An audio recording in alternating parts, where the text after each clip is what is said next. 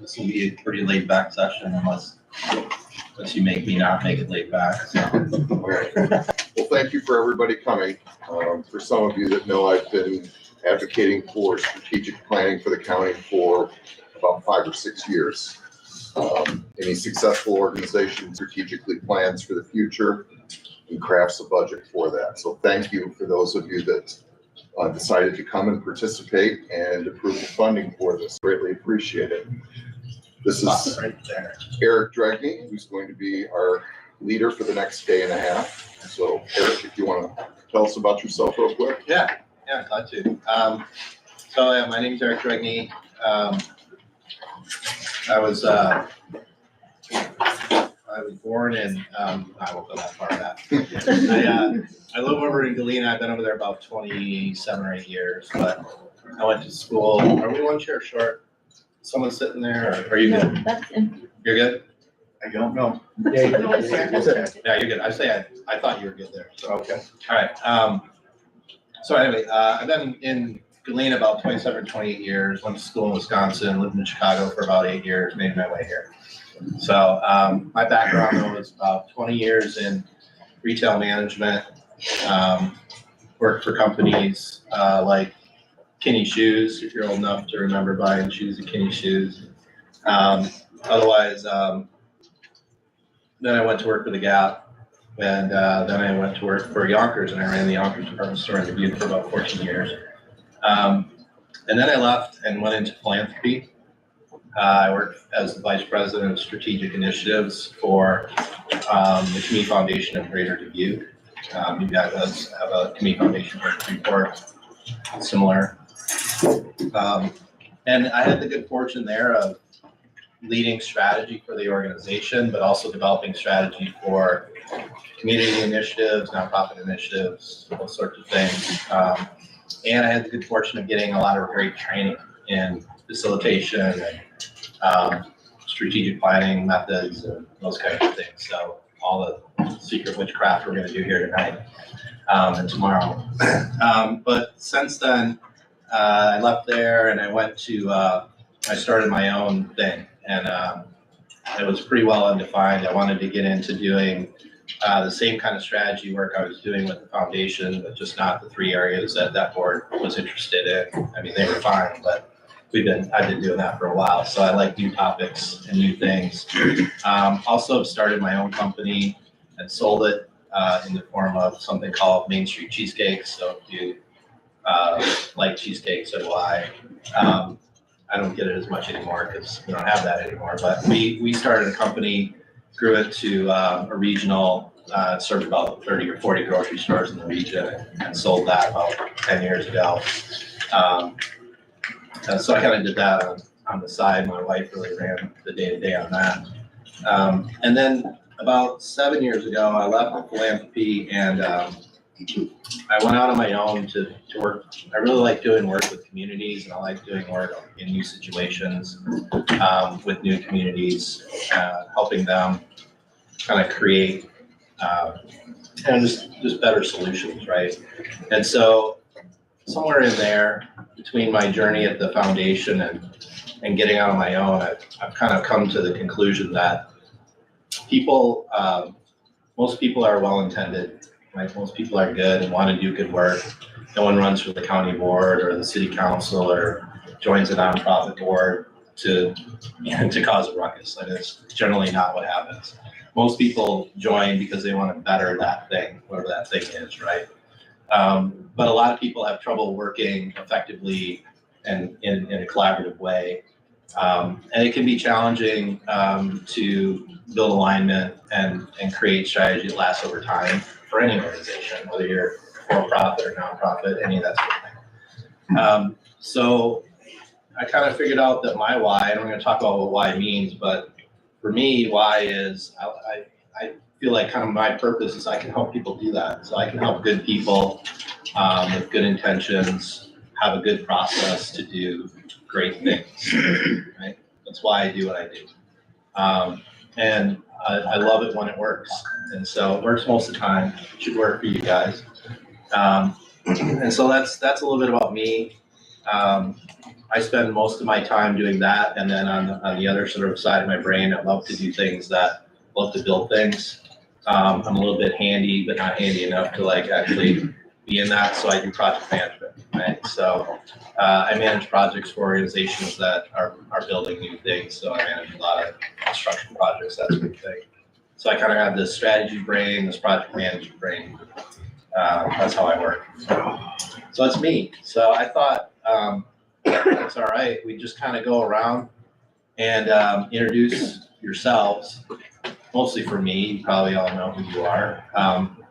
But to make it more interesting than just your name, I want to know why you're here. I want to know why you are,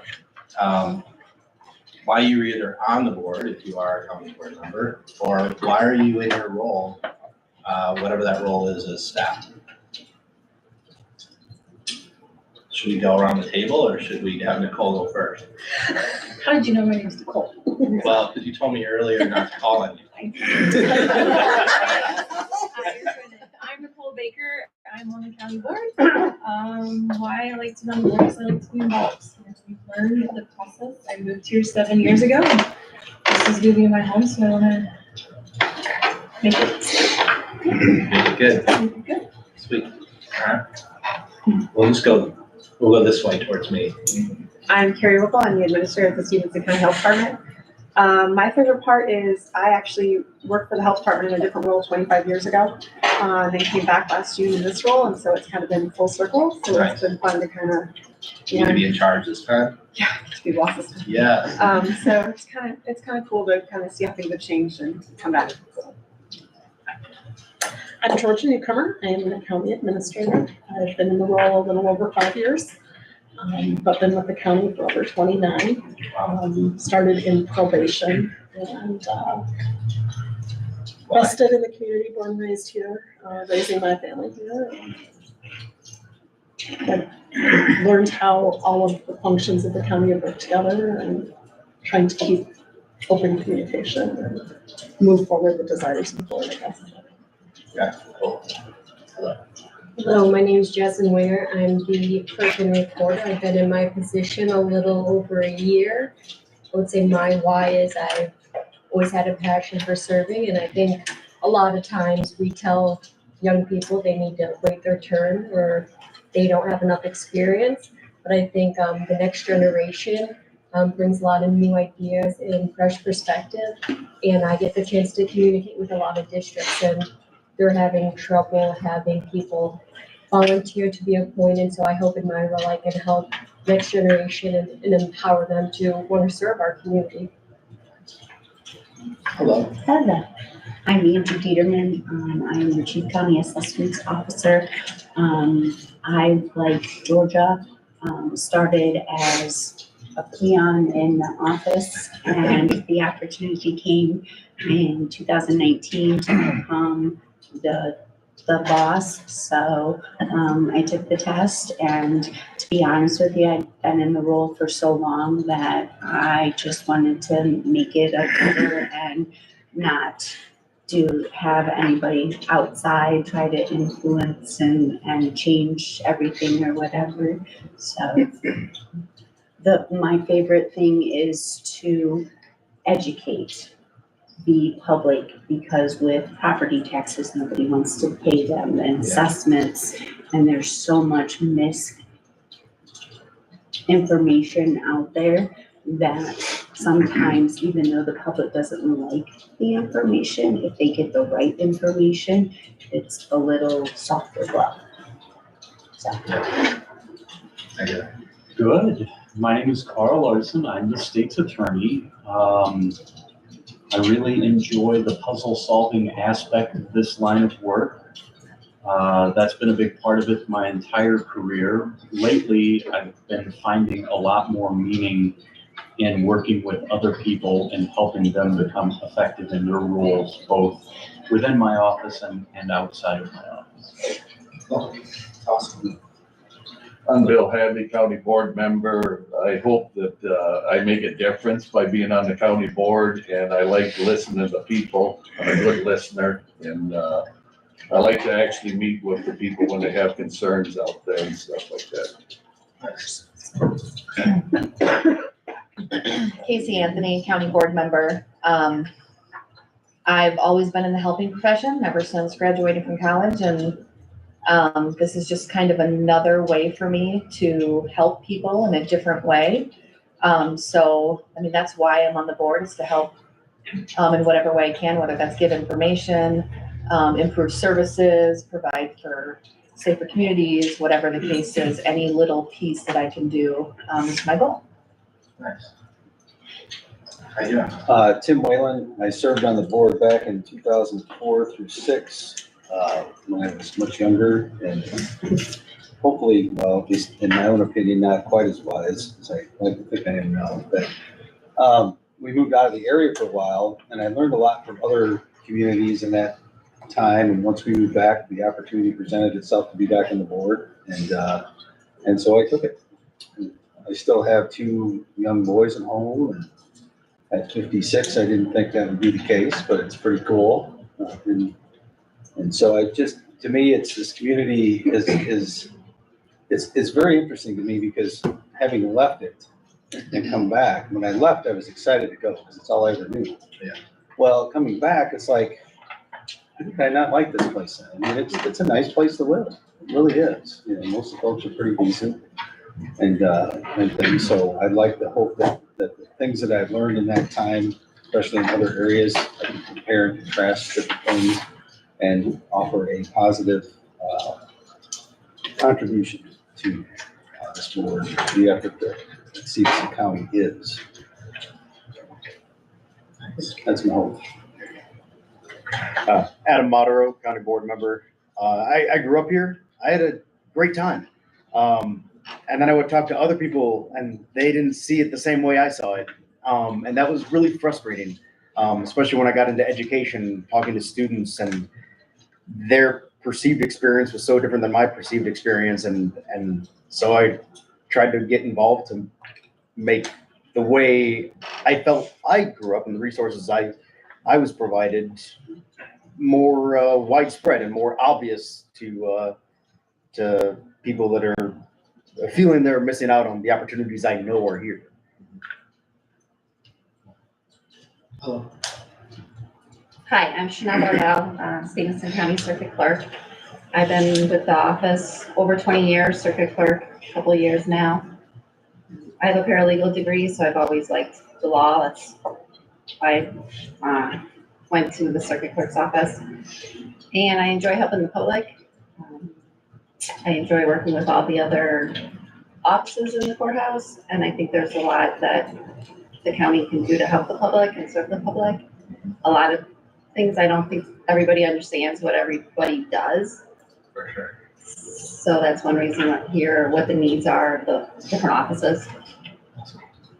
Be patient with me because you're the rule follower in the room. Maybe with this guy. I'm okay with that. Oh, Jim Hart, County Board, District D. My academic background is political science and history and that sort of thing. My professional education and background is risk management and insurance.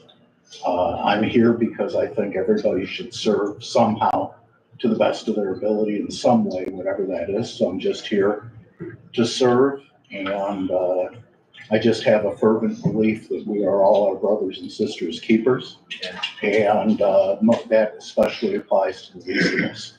So that's what I'm here to champion. Thank you. Kurt Copeland, County Board Member. About the same time George started probation, I started as a police officer in Freeport. I served 26 years,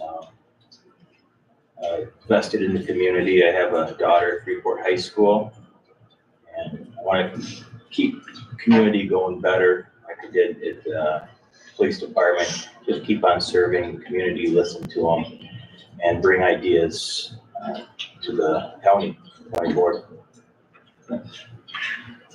So Scott Helms, you and I have talked quite a bit over the last 8-9 months, I guess. It's my longest read. Some of it's my fault, but Yeah, it was the longest. it really was, but we're finally here. I've been involved in boards, city council, county board now, going back to 2002, long time. I got involved because I was not happy with things, and I remember having a conversation with my dad, and he basically said, you either need to start doing something about it or shut up. And so I did get involved, and I've learned over the years through both my professional life and serving in this capacity that there's a real cost to lost opportunity. And government is historically and notoriously reactive, and being proactive and planning is critical for the success of any organization. So that's why I still continue to serve. We've got to do better for the people that are coming up behind us and the people that have already gone before us. So that's why I continue to do what I do. Great. How you doing? Good.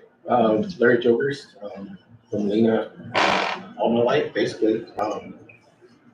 Been in manufacturing for 40 years. Lead a team of 4 people and 2 interns. Got involved in politics basically because I didn't like the way the national and the state things were going, and I was pleasantly surprised that the county was doing pretty well.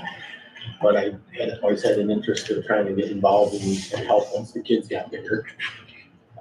So it's been part of my nature as an engineer to try to improve things and improve processes and work as a team. So glad to be on since December 2020. Awesome. Cool. So it was great to meet you all, and fundamentally it's this really cool blend. You heard what I heard, right? Cool blend of people that are either interested in government or want to impact their community in some way, maybe improve the system, right? These types of things. So there's a lot of good alignment in that. Right? I mean, there's a lot of good alignment around the table in terms of like why you're actually at this table tonight. So that's always a nice start. It's not always that way with groups, so we'll take that. I want to get at what you hope happens. So we're going to spend tonight thinking about really introducing some process, thinking about the idea of a mission and a vision. I couldn't find one that the county has. If there is one, we can look at that. But we're going to think a little bit about that. If you've ever been in a strategic planning session where you wrote a mission statement, we won't do that because it's terrible. So anyone like to wordsmith with like 15 other people? No, okay, good, because then you won't be disappointed. And then we're going to get into defining some focus areas. So part of what we're going to do is the county has a big job, right? And we'll get at, you know that already, and we'll get at what that kind of looks like from my view or from a strategy perspective. And we'll start to think about, well, how do we focus in and tackle some things that maybe rise in terms of a priority or need versus other things. And it doesn't mean you're going to do nothing in the things that are at the bottom of the list and only do, 2 things or something like that. The county still has to operate everything that you operate. But it'll start to give you some alignment and purpose and ways to think about how to manage resources more proactively and that sort of thing. So we're going to try to get into that zone. We'll probably spend a fair amount of time thinking about focus areas. And then at the end of the night, we're going to just set up tomorrow. So we're going to give you some tools to think about, a couple questions to just say out loud yourself right before you fall asleep. So when you wake up in the morning, you have all the answers. That works for me anyway. You try it out. But before we do that, I want to know, what do you hope happens between now and the end of this process? And just to walk you through the process a little bit. So we're going to spend tonight together. We're going to spend all day tomorrow together, I think 8:30 to 4:30 or something like that. And then we're going to leave, and by the time you leave tomorrow, you're going to see, probably on the wall back there, you're going to see the elements of your strategic plan. So you won't see a written draft it'll be written by you at that point. But you'll see the elements there, and we'll walk through it. Hey, this is what I think is gonna be in your strategic plan. Are we missing anything? We're gonna have that conversation towards the end of the day tomorrow. And then, I'll take it and I'll spin back out a draft for you in a pretty normal, written format, that you might imagine a strategic plan looks like, hopefully. And the idea there will be that everybody, whether they were able to participate or not, I always treat everybody in your group is the entire county board and I think kind of the director level of staff. So that's the list I've been communicating with all along here as we pick dates and all those kinds of things, sent out readings, whatever. So people can chime in on that. They can, all of you can look at that draft and say, I don't think that's what we said, or now that I'm reading it, can this be different? Those kinds of things. And so we'll do that on a couple emails. And what I'll do is, I'll give you a few days to respond, and we'll capture your feedback and I'll show it back to you. Bob said we should change this sentence to read this way. And, right? Eric said we should change there's no Bob in here, sorry about that. So we'll show you that, right? And you guys can look at that. And for the most part, what I typically find is people catch my grammatical errors, which I always appreciate. And occasionally there's a word or something that strikes people funny or isn't clear. And those are kind of the small things. So I've never had, I've done this lots and lots of times this way, and I've never had like this terrible rewrite. But if that happened, I could come to a work session and we could work on that one little section, right? So I could come back and we could do whatever your format is, committee of the whole, or whatever the structure would be for the board to do that. But then I would just show up at one of your meetings and be like, hey, there's one section we just gotta spend some time on, hammer this out so that you can get to a final version. And then that'll be up for adoption by the board at a meeting whenever that comes along. So does that make sense to everybody? Is it reasonable? So that's what we'll do. So the hard work is the next day and a half. And then it's just sort of like getting to a point where you're comfortable with the document and you think it reflects, the conversation that we've all had. So, how you doing? Are you joining from the public? This is Ronnie Bush. She's a. Yeah, welcome. All right, welcome. You can slide up if there's room or whatever you want to do. So what I want to do now is just kind of go around the room and talk about what you hope happens. What are your expectations? What do we want? We're gonna spend some time together. What do we need to make sure we get out of this thing? You guys are all committing a bunch of time to it. You're committing dollars to it. So it's got to turn into something meaningful for you. So help me know what that is by saying what that is. I'm gonna try not to trip too many times. Anybody got an expectation? I would say, having some kind of common goal or vision that's kind of agreeable to the group as a whole.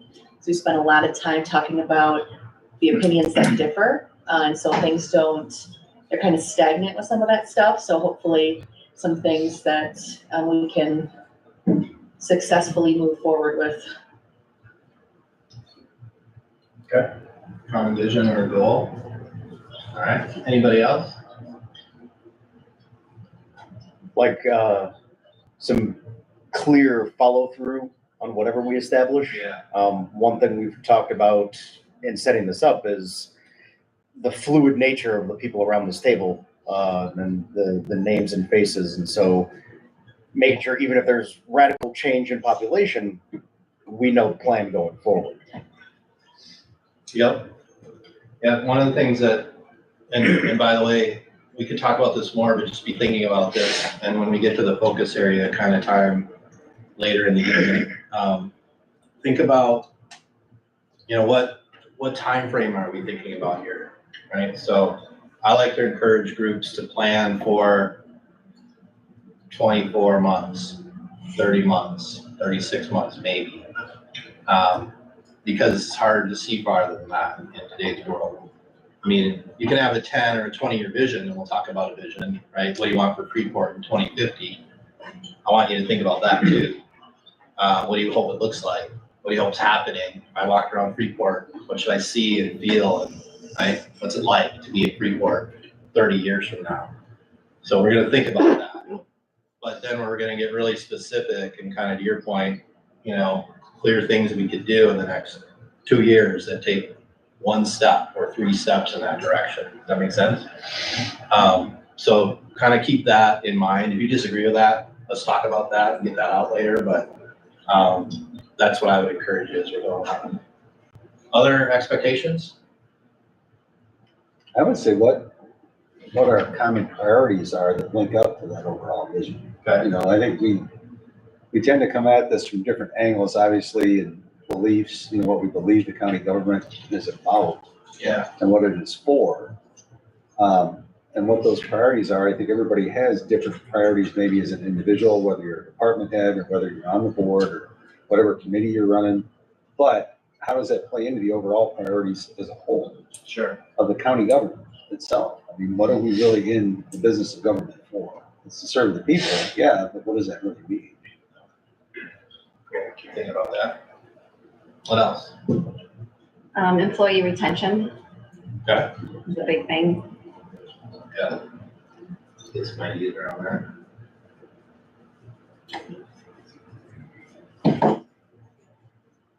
Other things? Other expectations from the process? So far, this is super easy, so. I think I'm kind of curious in terms of expectations. I've done this in a business context a lot. Yeah. I disagree with what someone just said about the fluid nature and having something that guides us, because that's not how representative government works. We don't put down some goals and things in a roadmap for 16 people to follow. And then maybe 3 people are different later on or whatever. It doesn't work like that. This isn't a corporation. So I'm not sure how we get to doing that in a government context. Yeah, if I had one goal for this, it would be that we find a way in the next day and a half or whatever to take personalities and people out of the equation and stay focused on the things that we're supposed to be doing as government, which I agree with what Tim just said. Yeah. What does that mean? You know, can we come to some common agreement as to what government does, what we should do, and how we can work together, and not have it be about, you know, personalities or people. Right. Just have it be about the subject matter and whatever it is in front of us that needs to be solved. So is the concern that I hear in your comment about putting some kind of, I don't know, goal in place that 4 years from now, there's a new group of people around this table and they're stuck with it? To some extent, yes. Yeah. Will you do this for a corporation? That's their guiding light for some period of time. Yeah. It just is what it is. Yeah. And at some point, that's top down. That's not how this works. That's not how this is supposed to work. I don't mean planning and what you're doing. I mean government. Yeah. Government is different than business. Sure. There are similarities, but there are a lot of differences. So I don't know, you know, if this translates as well to government as it does to business. I would hope that, again, it's more about perhaps the process of how to do these things and how to work together. Okay, cool. All right, what else? So we want to make sure, what I hear you're saying that I guess we want to have, you want this sort of common vision goal, but you want flexibility too for the future. I think that'd be a good way to start. Okay.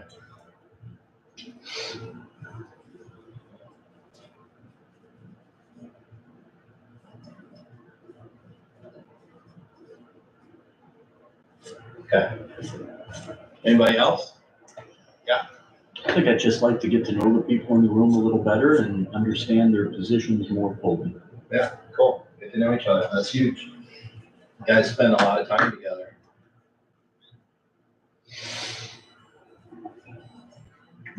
So tonight, we won't do as much of that probably. I mean, you will just by listening to each other, hopefully. Tomorrow, you'll hang out in smaller groups. You'll have more time to interact. I think you'll have opportunities to do that. What else? I guess I would say I did a lot of research on this as far as how it would translate to municipal and county governments. Sure. And there's actually a tremendous amount of counties in Illinois that strategically plan and go out 24 to 36 months, and it's incredibly effective because they're defining what is statutorily required. They're getting that decided first and crafting a budget towards that, and then realizing since their revenues are limited, what's left over, and that's where everybody gets together and they learn how to communicate what's important.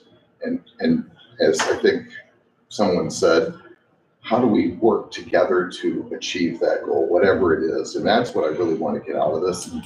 Even if we don't come up with a mission or a vision or anything like that, just that there is more commonality among us all. We all live in the community. How can we work better together to be effective for the taxpayers in the next 12 to 36 months? Mm-hmm. Yeah, and I want you guys to know, like, strategic plans aren't just a business thing. I fundamentally only work with governments. I mean, I do some nonprofit stuff, but most of the work that I do is with governments. Governments all happen to be run because it's America by elected people, right? So just like all of you. So I think as long as you don't get carried away in sort of like crafting things in a way that they don't allow for change, flexibility as we go along, it's completely appropriate to have something that looks out 24 months and maps a couple budgets in a row, and you know, then you can start to really think about how your money works. Because at the end of the day, it's not just about money. You know, it's about people and it's about good process too. But you know, managing your resources wherever they are is really almost your primary goal, right? Like probably number one thing is your fiduciary responsibility, and that's certainly about dollars, but it's also about human resources and physical resources like trucks and all the other stuff that you have, right? So I mean, it's a huge primary and statutorily required part of what county governments do. So just think about that as we go. So Scott, how do I write what you said in 3 words? That's what I'm really trying to think about. I mean, just you're hoping that we can create something that helps us understand what we have to do and then what we have room to do afterwards. Right. At the end of the day, what I'd like all of us to be able to do is when we're getting ready to craft the 2025 budget, we can come back to this as our starting point. Yeah. So again, it's finding the commonality that each of us has and understanding those priorities. It's definitely a work in progress. It's not Friday and Saturday and we're done. Right. So no, it's not. It's just the starting point. Yeah. And I'll say this to you too. This is your first strategic plan, maybe the first. I don't know. And your first strategic plan won't be your best one, but it'll be the best one that you have. Right. So when I work with groups more than once, it's really interesting to see. So I would anticipate we're going to have a lot of basic blocking and tackling come out of this strategic plan. That's totally good. Totally on track with where you are and thinking about this as an organization and even the concept of having a plan or not, right? So if we get to having one and trying that out and seeing how it works and not making it into something that's too overreaching or to this or to that, but really kind of just get it right for what you need this time. And you may, after you have your plan, read it, like, oh, that's all we said we're gonna do. Like, yeah, but we know what it is and we agreed on it. There's alignment. That's gonna be a big step, right? And so just kind of, that's my expectation out of the group, frankly. I intend to tell you that, but anyway, go ahead. I've been thinking it would be nice if we kind of think about this common goals or whatever, but also kind of filter them down and break them down into the committee level where we actually get the work done. Sure. Okay, so try to name who can do it. Yeah, and just kind of focus on, a little bit on the committee level, so we can work together better there and equip the department heads to do their jobs, give them the tools they need, keep it all within that vision. Okay. The one concern I have, I've been through a lot of these. Not mine, though. Not yours, but it's just that once we get it planned, started, and then after a while, it goes. Yeah. Yeah, how do you keep it alive, right? Right. Yeah, I'm with you on that.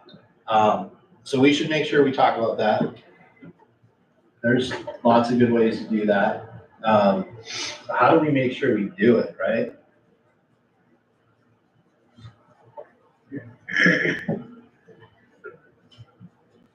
And this is one where, like, to Jim's point, we can introduce a process that you guys can maintain yourselves, right? So you can learn the trick and do the trick, and that keeps the thing alive. We can talk about examples of that. We talk about all kinds of strategies about how to keep it alive, so we'll do that. Yeah. I was basically trying to say what Scott said better than me. Okay. And that was, I don't know if it had any commonality, but Yep. That's what I was trying to say. The difference is he's been doing this a lot longer and he's researched this. Sure. So, and I'm curious about that. I'm really curious how we can make this work in a government rather than in a corporate setting. So we could do it. What else? Any other expectations? All right. If you have them, or you're thinking about it later, say it. We're gonna add it to this. We'll see if we do it.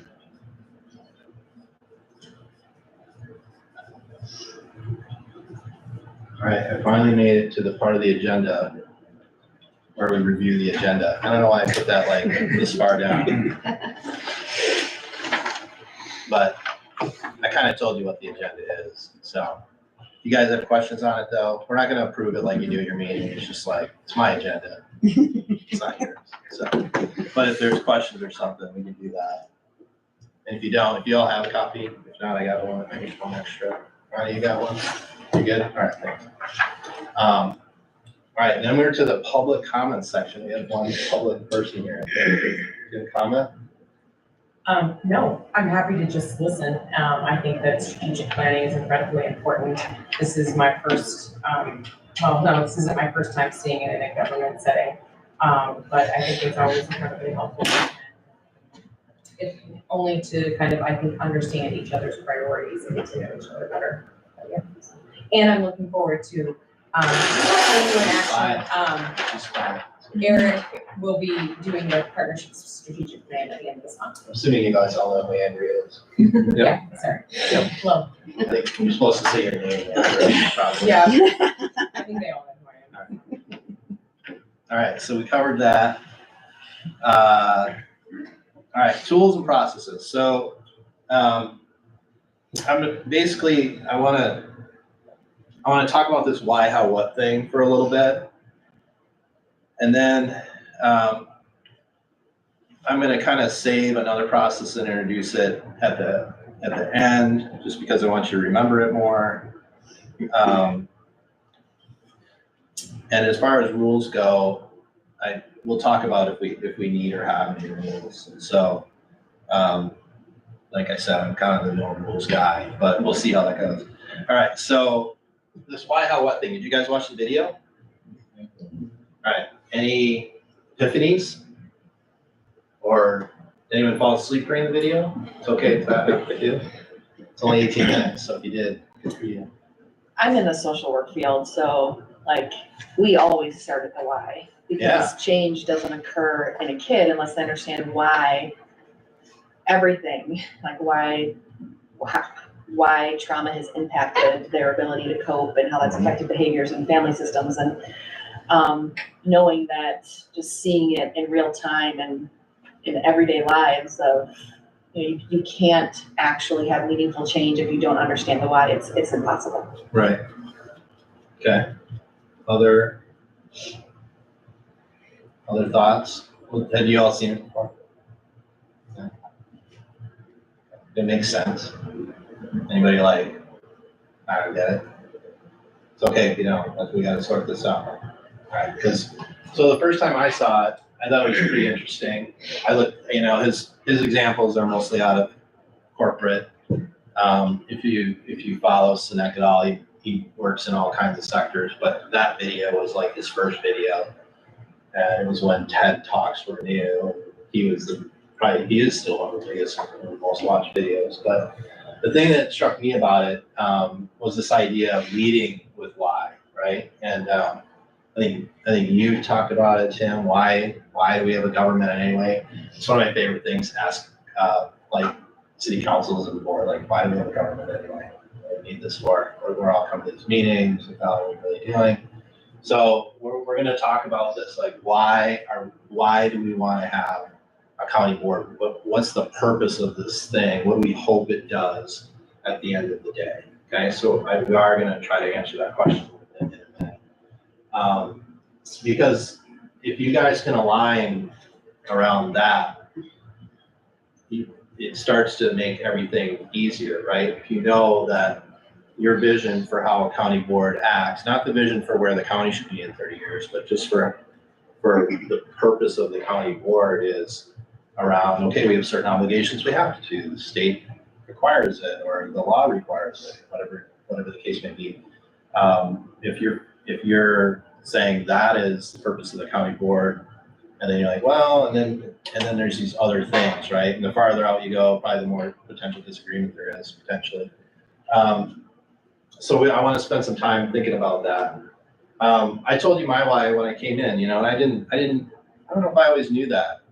For some people, like, Michael Jordan knew his why pretty early. He got really good at basketball because of it.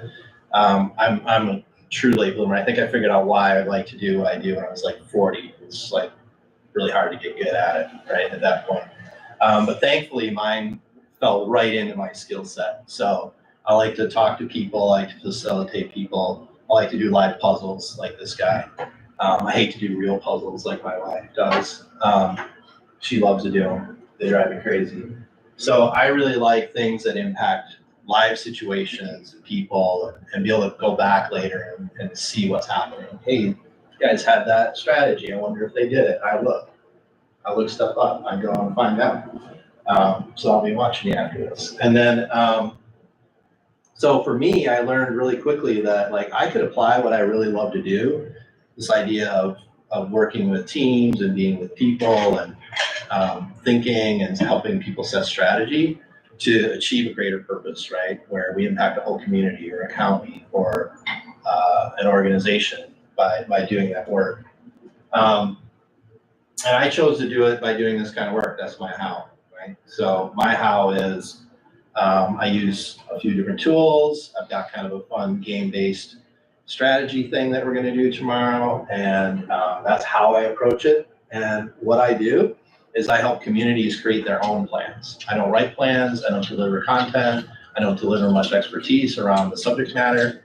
If you don't know what we need to do to have, I don't know, the right kind of pavement on your highways, that's not I don't provide that, right? I don't provide that. If you don't know how to have a better program, but you want one, I don't provide that content. I just write down, we're gonna have a better program, and we're gonna research how to do it. We're gonna make the steps to achieve that, but I'm not gonna give you the answer, right?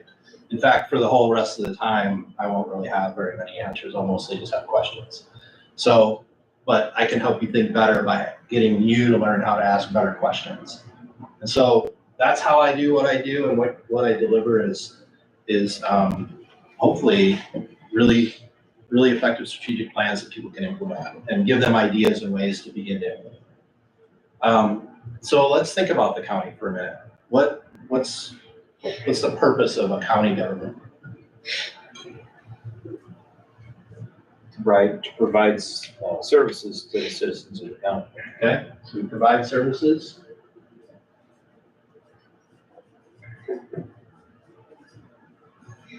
Why? Why do we provide services? They provide services that they can't provide on their own. Because people need things they can't do by themselves. They can't build their own roads. Okay, cool.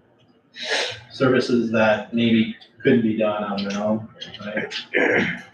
Say citizens. Why else do we provide services? Taxes.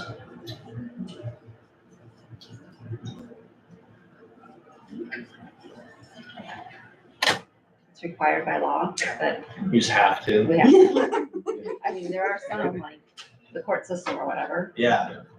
Okay, so we've learned over time, somebody else made us, law requires it.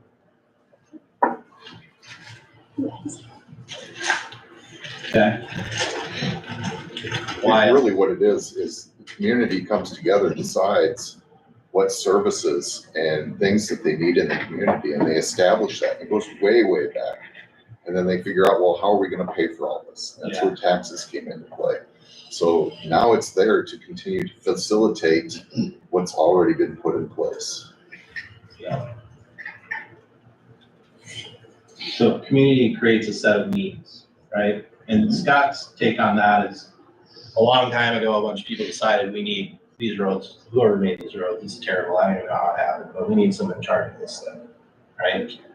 Something like that. I don't disagree with that. I would say it still happens all the time. So you got a complaint sometime in the last month about something, you know? Somebody in the room? Oh, yeah. No? What was it? The snow plowing. The snow plowing, right? So we're not Their having, assessment. who's gonna fix the snow plowing, right? So, you know, hey, we knew the snow was gonna fall, and it didn't go away by itself. Someone's gotta take care of that.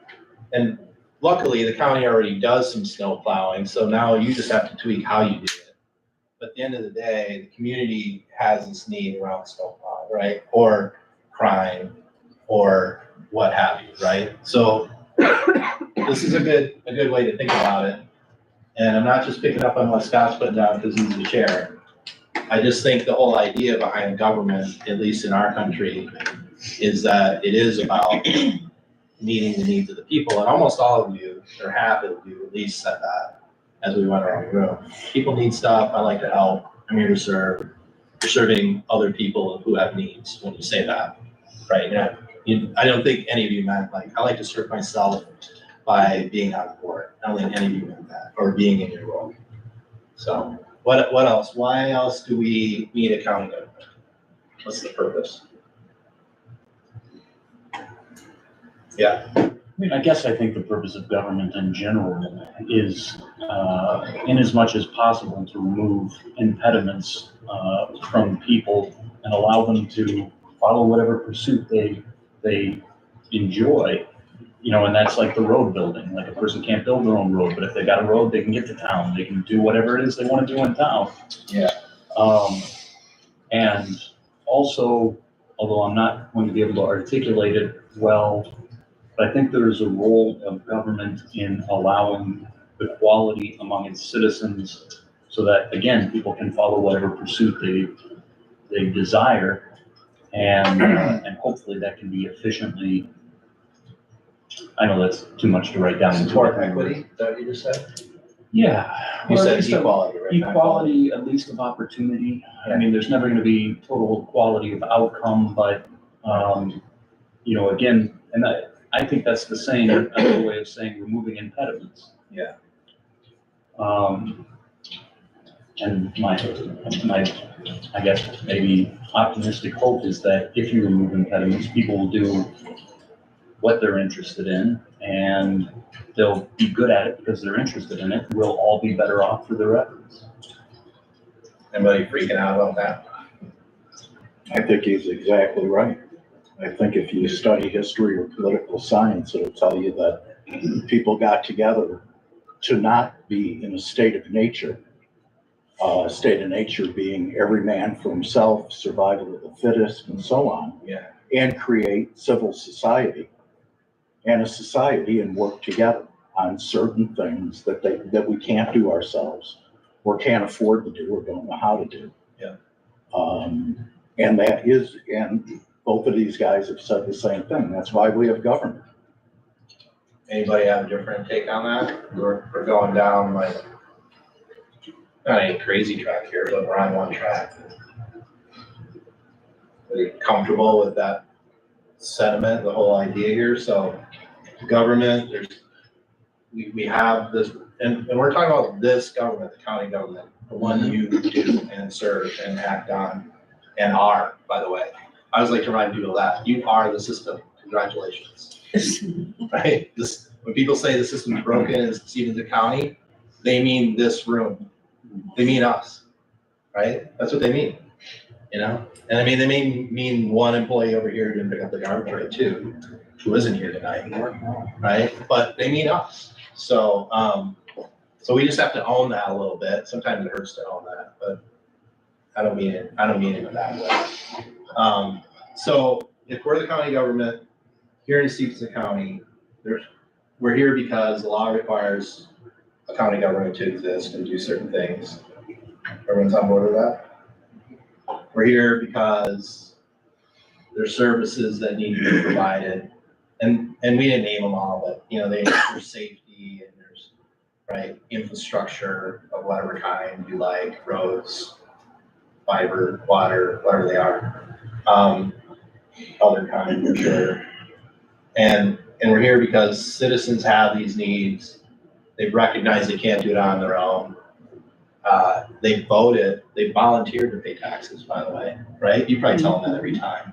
And I wouldn't recommend that. That's not the truth though, right? It is, you bought a house and. So, I mean, kind of. And then, so they got, you know, over time, they as we, right, the country is still us, even though we're, you know, trying to always modify it. And the needs are always changing, but the community creates the needs. The community solves a lot of their own needs on their own, by the way, right? So we don't need to go off the deep end here and say the government should provide for every need, right? We're gonna stay sort of in the middle here and say the community has needs that government can meet, and the government's gonna meet the ones they should meet. And you guys get to decide how that works at the end of the day. But some are required and some aren't. Ronnie, what I do? I saw you over there. You talk, I'm hearing a lot about county. What about the city?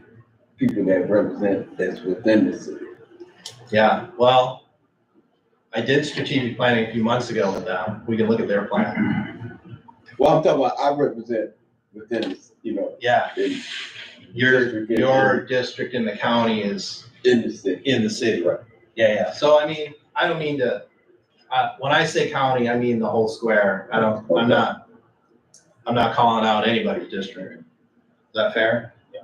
So I'm not talking about Lena. But see what I'm getting at, you talking where everything you mentioned, a lot of things that you talk about, like streets and snow plowing and all the other.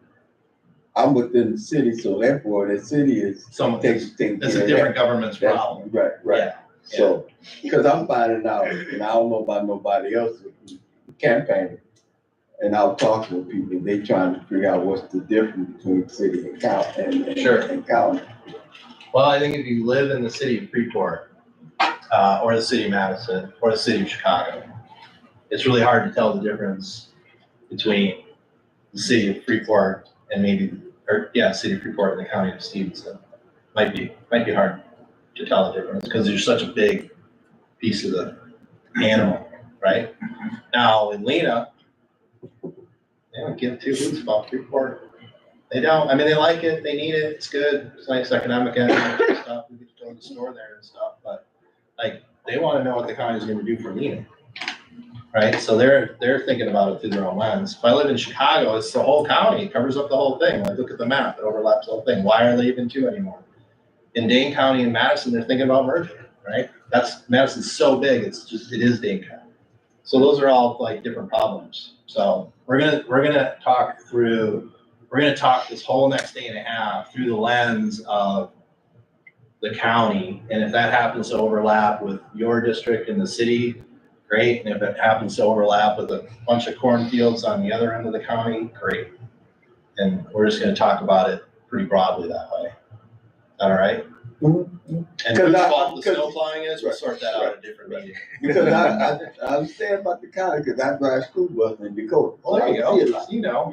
I know you know. I see a lot. Yeah.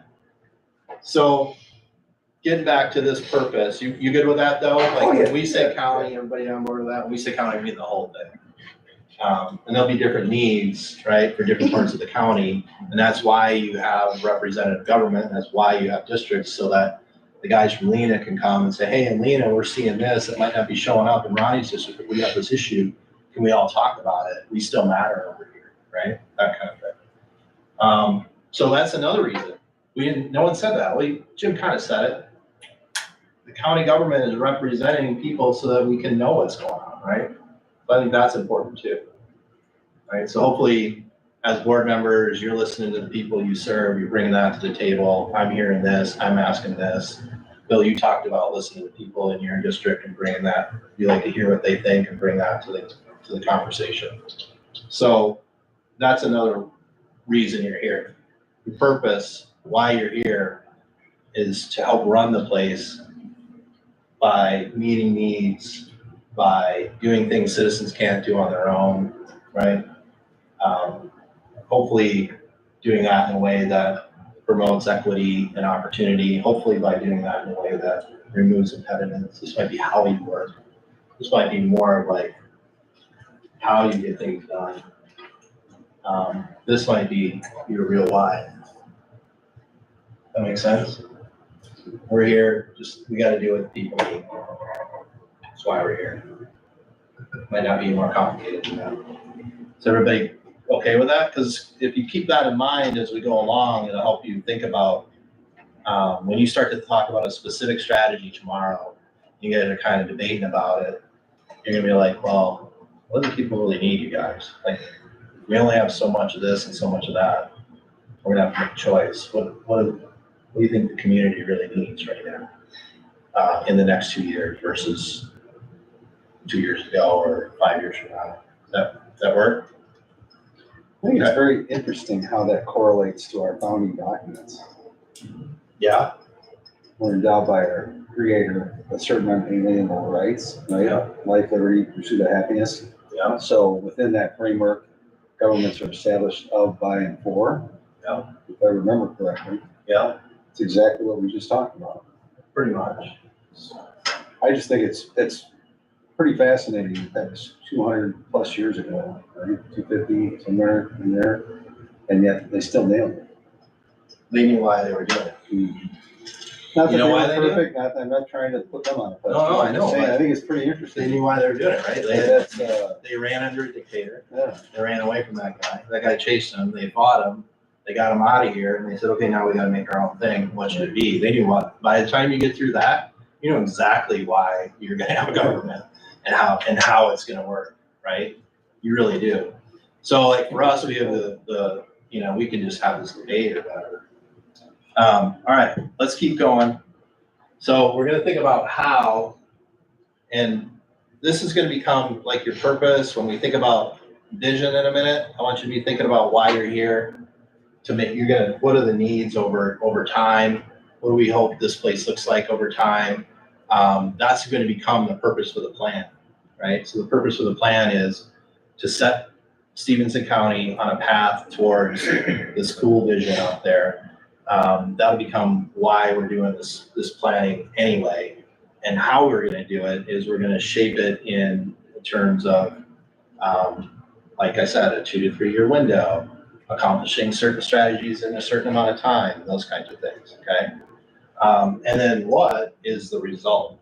So what is streets are plowed, right? If that's our top priority, we'll check off every street got plowed. So the results are gonna be what we do. So I'm not gonna spend a lot more time on that, but I want you to have it in the back of your mind because it helps you think about, and throughout the time that we work together, I'm gonna say like, okay, but like, why would you choose that? Or why would you want that? Or is that really how the government, how a county government works? I'm gonna ask you to think about those kinds of questions as we go along. It's gonna help you shape strategies, and it's gonna help you shape progress indicators tomorrow, okay? So this is just kind of setting up tomorrow. All right, let's go to vision for the county. So I want you guys to close your eyes. You guys remember, Wayne's World on Saturday Night Live? Yes. Anybody not know what that is? So in Wayne's World, you know, like they started out and they were on the couch, right? And then, are you cheating on your words? You laughing? So there's two guys and they're like, they're stoners, okay? And they have their own TV show in their basement. Public TV. Yeah. It's a public TV. Like, public TV show in the basement. So anyway, they would have their show and then while they were telling a story, they would imagine that they were in the story and they would be like, do you guys remember that? Yes. And then they would be over there in the story. So you're not gonna have as much fun with that as I did, but we're gonna do that. So I want you to imagine you're in Freeport, not Freeport, you're in Stephenson County because it's bigger and better. You're in Stephenson County and it's 2050. Is that far enough away? Yeah, that's plenty far. No one knows how far that is anyway. So, right? So 2050, it's like 27 years from now or something. What do you hope it's like? If you're walking around Stephenson County. I think safety and plenty of opportunity with. So what does it mean to be safe in 2050? There's low crime, no crime, safe to enjoy your family and your friends and your community. And the second thing for me would be plenty of opportunity with jobs and whatever pursuit you really like to, enjoy doing for your job. That's true for me. Cool. Who's got something else or wants to chime on? More activities, What's that mean? more activities for younger children. Okay. Because if you want to do anything from the age of 13 to 25, there's not a lot. Okay. So youth That's activity. why a lot of youth want to leave the area. Okay. It's a very old community. Yeah. Third oldest in the state. Did you know that? Last time I looked. I had no doubt in my mind. You know who's the second oldest? Jody. Uh, I don't remember. Number one. I don't remember now. I didn't even ask. Come on, now you're gonna have I to didn't wanna Google it say- at break. Yeah, I looked it up a lot. It's been a while. Probably not far from here though. No, I don't know. You can get back to us tomorrow. I will. Think about it when you go to bed. Yeah, I go to bed, I'll have it in the morning. Good idea. Thank you, Larry. All right, what else? What do we hope it's like? You're in Stephenson County. Could be about the government itself, how you all are working, it's not working, we hope it's gone. I don't know, what do you hope? So it could be about the thing that we're all in, and it could be about your impact in the community. I would like to see more trust between the community and government. Cool, that's interesting. Like that. How will you know? I would say that there would be more active feedback from the community because right now it's that they don't trust. They're vocal about it on social media and public comments, and that's all throughout the governments here, not just the county, but and hopefully, I mean, they're doing a study right now, the United Way is, and that was one of the things that came up as one of the issues was lack of trust between citizens and government. I think to go along with that, what I would like to see is more involvement from the public, the general public, in both in government, but also on volunteer boards, things like that. All I hear all the time is most of these groups are, I guess, quote unquote, aging out, and it's harder and harder to get younger people to become involved. So if 2050, it would be great if the bulk of the involvement was from people 50 years and younger. That'll probably work out, we're all there. Yeah. Less extremes in ideology. Less extreme, man. This is gonna be a hard one. I'm glad you didn't put that in the expectation. That's all I'm gonna say about that. All right, less extreme. So more unity in the, you're walking around Stephenson County and it's kumbaya, right? I love it. All right.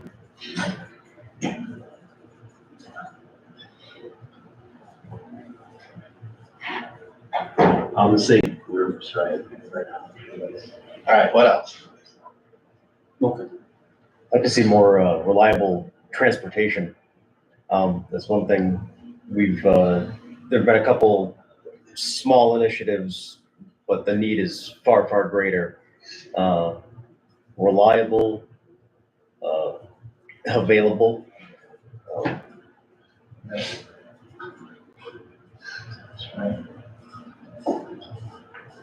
Okay.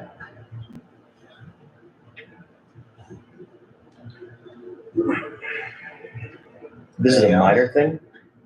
I'd like to see a flag. A flag. A flag for the county. Yeah. Yeah. Simple thing, County flag. but a lot of the comments kind of hover around some idea of unity or identifying with the county in a very simple way. Let's have some iconography. Okay. Think I think we have your that. vision. But we have that. Do we? We have the blue. Is it We have seal? the The seal, seal, which is the different. seal, the seal is what would be on the flag. Not necessarily. In fact, there's a lot of reasons not to. I'll send you a Not many. podcast. Yeah. I would say a much more variety of providers such as dentists, doctors, mental health professionals. Cool. There's none of that here, Yeah. especially. It's all for like low income. professional services, probably generally. Yeah. So it's a huge, huge problem. And I'm not going top or bottom, I'm just leaving. All right. No, there's no, I don't have any hidden agenda there. Right? Professional services. Okay. That could be doctors, lawyers, accountants, all, right? Yeah. I was asking a lot, but no more blighted areas in the community. Yeah, sure. Like just good, clean, prosperous neighborhoods, right? Everywhere.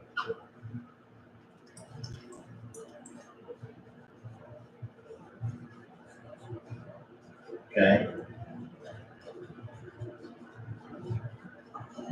Anything else?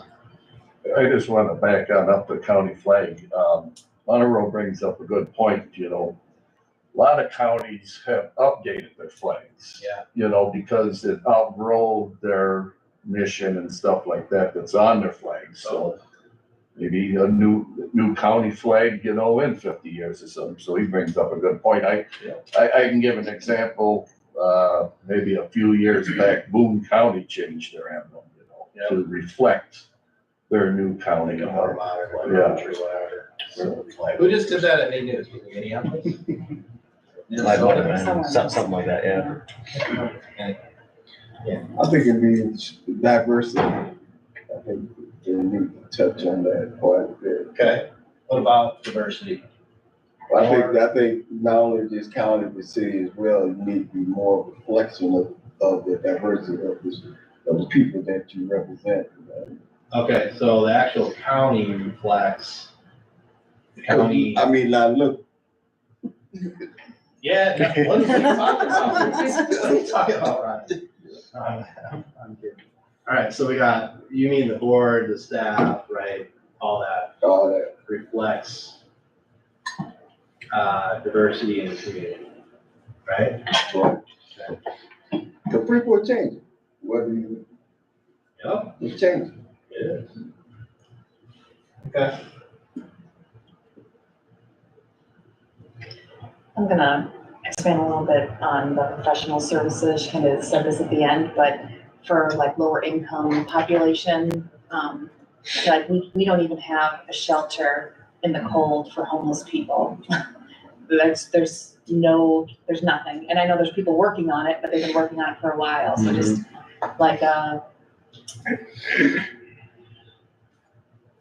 services, whether it be mental health, takes a year sometimes to even to get appointment with our local mental health service providers right now, so for low income, so. Is it okay to say better adequate services. social services? Yeah, there you go, that's Like, perfect. I mean, there's a lot over there. We can do kind of housing, we can do all that stuff, right? Okay. I don't want to lump it if that's not really what you meant, but, okay.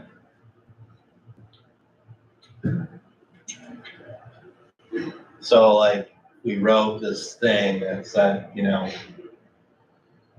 Stephenson County is, you know, prosperous. The government is trusted.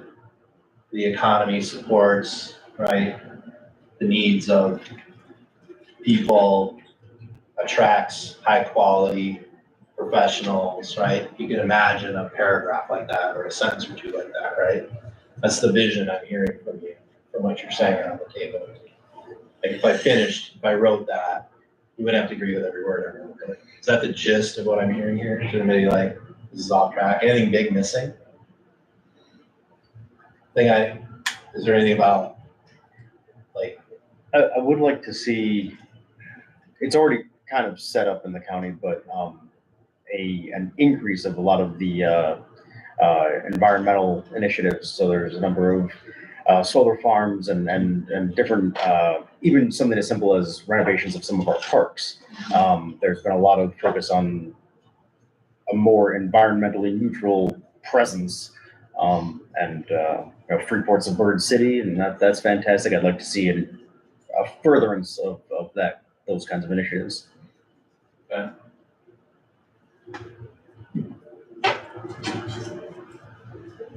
Okay. Cool. And what I like about this is, for the most part, you name things in your purview. That makes sense? So you know, and what I mean by that is the county could decide to act on things that support sustainability or lower crime or, right, encourage job growth or support youth activity. You could decide to do these things. So like one thing that's not on here is education. But the county's not in the education business, right? I mean, you have different taxing models for that. Could be friends with them. You can partner with them. We'll encourage that when we think about strategies tomorrow. How do we impact jobs and job growth? By having a more skilled workforce. Well, how does the county do that? Maybe by partnering with Highland, right? So, I mean, for the most part, you go down this list, these are things you can actually impact under your current, like under what you do. You have the ability to allocate budget to these things if you want to. So that's one thing I like about the list. Sometimes groups name things like, I don't know what, but they can't actually impact. You know, education would be a good example. Most every group would have named education. I'm not criticizing if you're not. I'm just saying it's not actually a thing you can do better as a county government, right?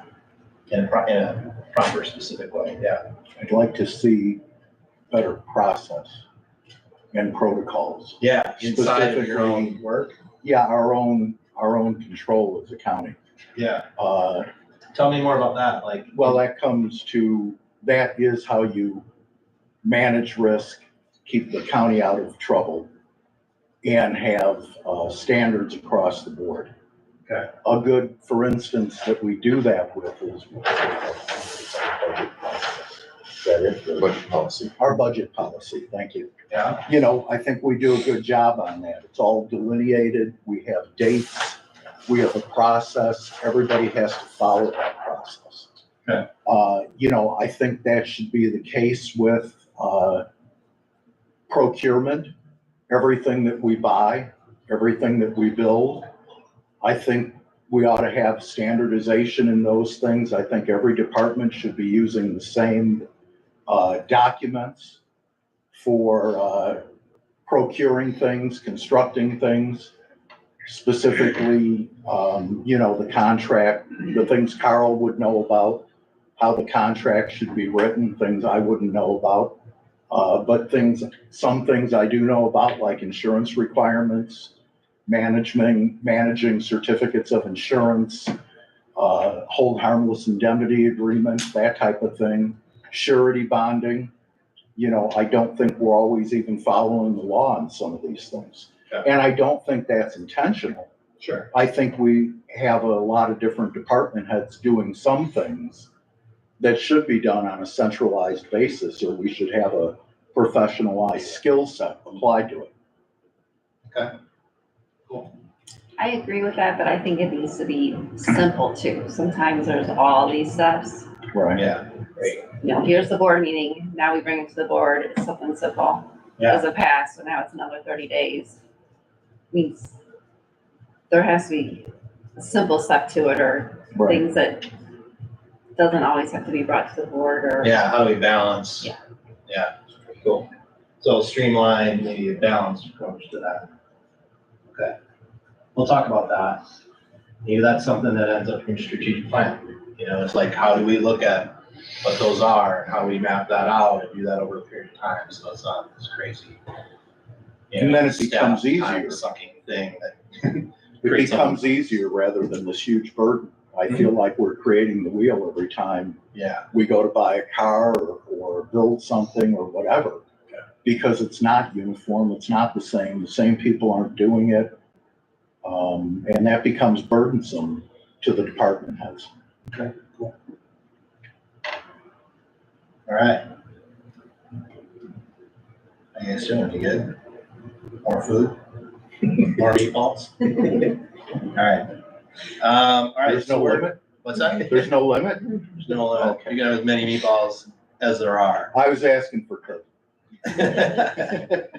All right, let me see. All right, cool. So I think what I want to do is, if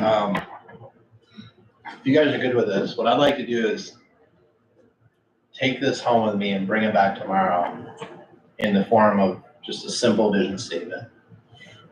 And then we'll have this on the wall and that on the wall, and we can talk about it. Sound good? Or we could write one together. I'll never let it happen. All right, so you guys good with that? More, anybody feel like they didn't get to add something they thought was really important? So it's 2050.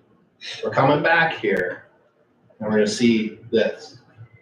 You guys feel good about that? I might add something. What you got? A commission type government for the county. Okay. Meaning that, the state legislators are always talking about, we're a township type government. They're always talking about getting rid of townships and going back to a commission type government where you have less people involved on the county board. And, a commission type government where there might be 3 county commissioners. We were a commission type government many, many, many years ago. Yeah. Yeah, there's definitely pros and cons to that. That's why they do a lot of that now. Yeah. Like in Dubuque County, there's 3. It's not good. 3's not good. I know. Just saying. It's too easy for me to get 2 of them to do what I want. It is. It just is. Especially if you live in Dubuque. Right? It just is. The guy in Lena's gonna have a hard time in that situation.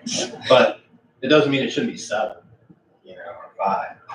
So I don't know. Essentially, let's put it down and throw it out there, see where we end up.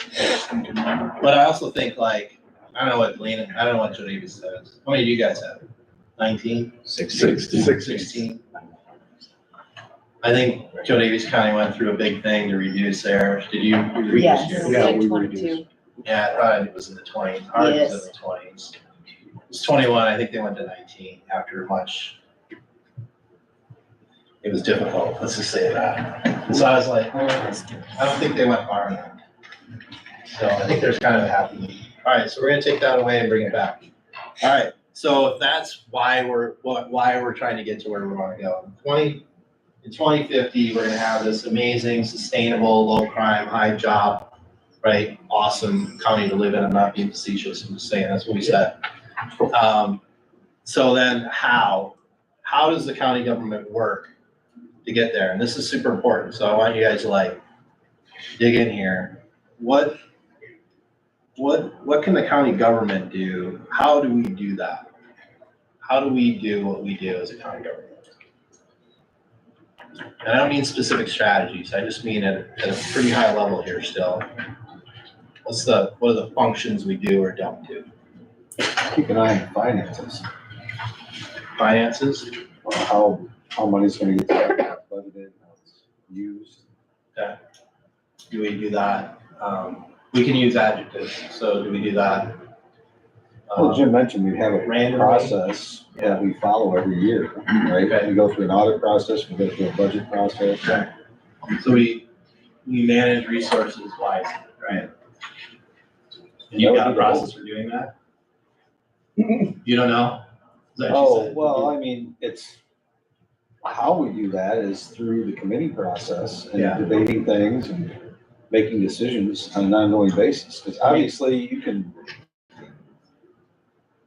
things happen Yeah. too. You can, the best laid plans, right? And then the other one. Let me change the question. So, If I want to get to this place, right here, what do I need? a different government at the state level.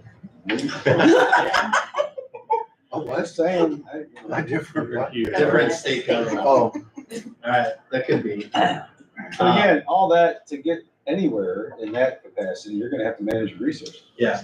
Right? That's, I agree. So we need manage resources. How else do we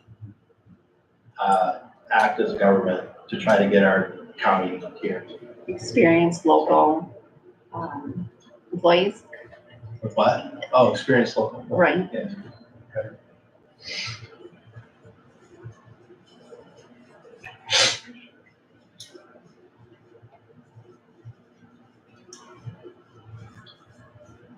Okay. Policy. Active communication about what we're doing and why. There's been a lot of, the information is available, but speaking as a teacher, if I don't make my students come to my office hours, they're not gonna come. Yeah. There needs to be a much more active way of communicating some of these glorious things we're gonna have in 2050. Yeah. So that's at the, I'll say the government to both ways, right? Yeah. People level. And then I would say at the, internal level, right? Right. Okay. What else? We have to work well together. We have to find a way to communicate constructively and get well, To be collaborative. to just be collaborative. And I think a lot of times, many of us are defensive. And I'm not excluding myself. I think that's human nature when someone's possibly criticizing your view. Yeah. We're trying to do something. That's what I mean by separating people and personalities. Get away from that. So, Just be as collaborative as we can. professional. Professional. And being able to debate the issues from different viewpoints. Right. Respectfully and honorably, and walk away from that knowing, you put it to the test and whatever the vote is, it is, and you don't. I think there's been a fair amount of calling out on an individual basis that it's not constructive and it doesn't help. So. And you need to have a certain amount of trust to do that. We can't do that with no trust. Yeah. We have a low level of trust, in my opinion, and we need to find a way to increase our level of trust with each other. So, and again, we're all guilty of it. I'm guilty. I think everybody is. Well, it's a difficult thing, Jim, when you're coming at things from completely different perspectives. Right. So if as a government, you acted to manage resources appropriately with experienced local employees, right? You had great communication, you're collaborative, you're professional, you're open. Ronnie brought up something earlier around representative in terms of diversity, right? It's probably that would definitely fall into this kind of how category. Anybody disagree with that? No. So that, I guess you could say embracing our diversity because, like, as I mentioned, Freeport change. yep. Okay. Cool. What else? I think one of the things that we've been doing is we've been trying to get the meetings on YouTube and so people can participate and they don't have to leave their home if they don't want to. Leverage technology. And this is something I've been trying to do when we're having a committee meeting is just try to give a little background information on why we're voting on what we're voting on and what we're trying to do and not just, oh, we're gonna vote on this and boom, here you go. Just so the public kind of knows why we're doing what we're doing. Bringing people along. Yeah, so. Education.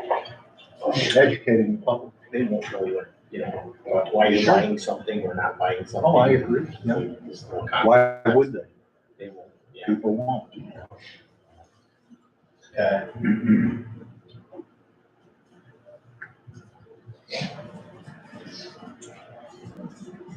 Anything else about how you need to work? You're really gonna get to hear? More frequent recognition of the things that are already working, both things and people. Yeah, maybe just measuring stuff anyway. Like, how much do you guys measure and talk about, I don't know, metrics around something at board meetings that happen very often, other than like, we're over budget? Do you, or I bet you do around crime, right? Is there another one though? That you can think about that you're like, we've been working on this and I'm not really sure where we're at, but I heard at the last meeting we're 3/4 of the way there, or any of that?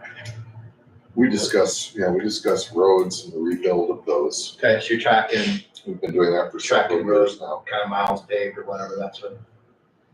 You probably have them ranked by condition or something. Right, yeah. Okay, that's good. The nursing home has goals that are reported quarterly, that are measurable. Okay, cool. I've seen that direction. What else? So this idea of using data, measuring progress, does it go on here or no? I think it should. Absolutely. Yeah. Okay.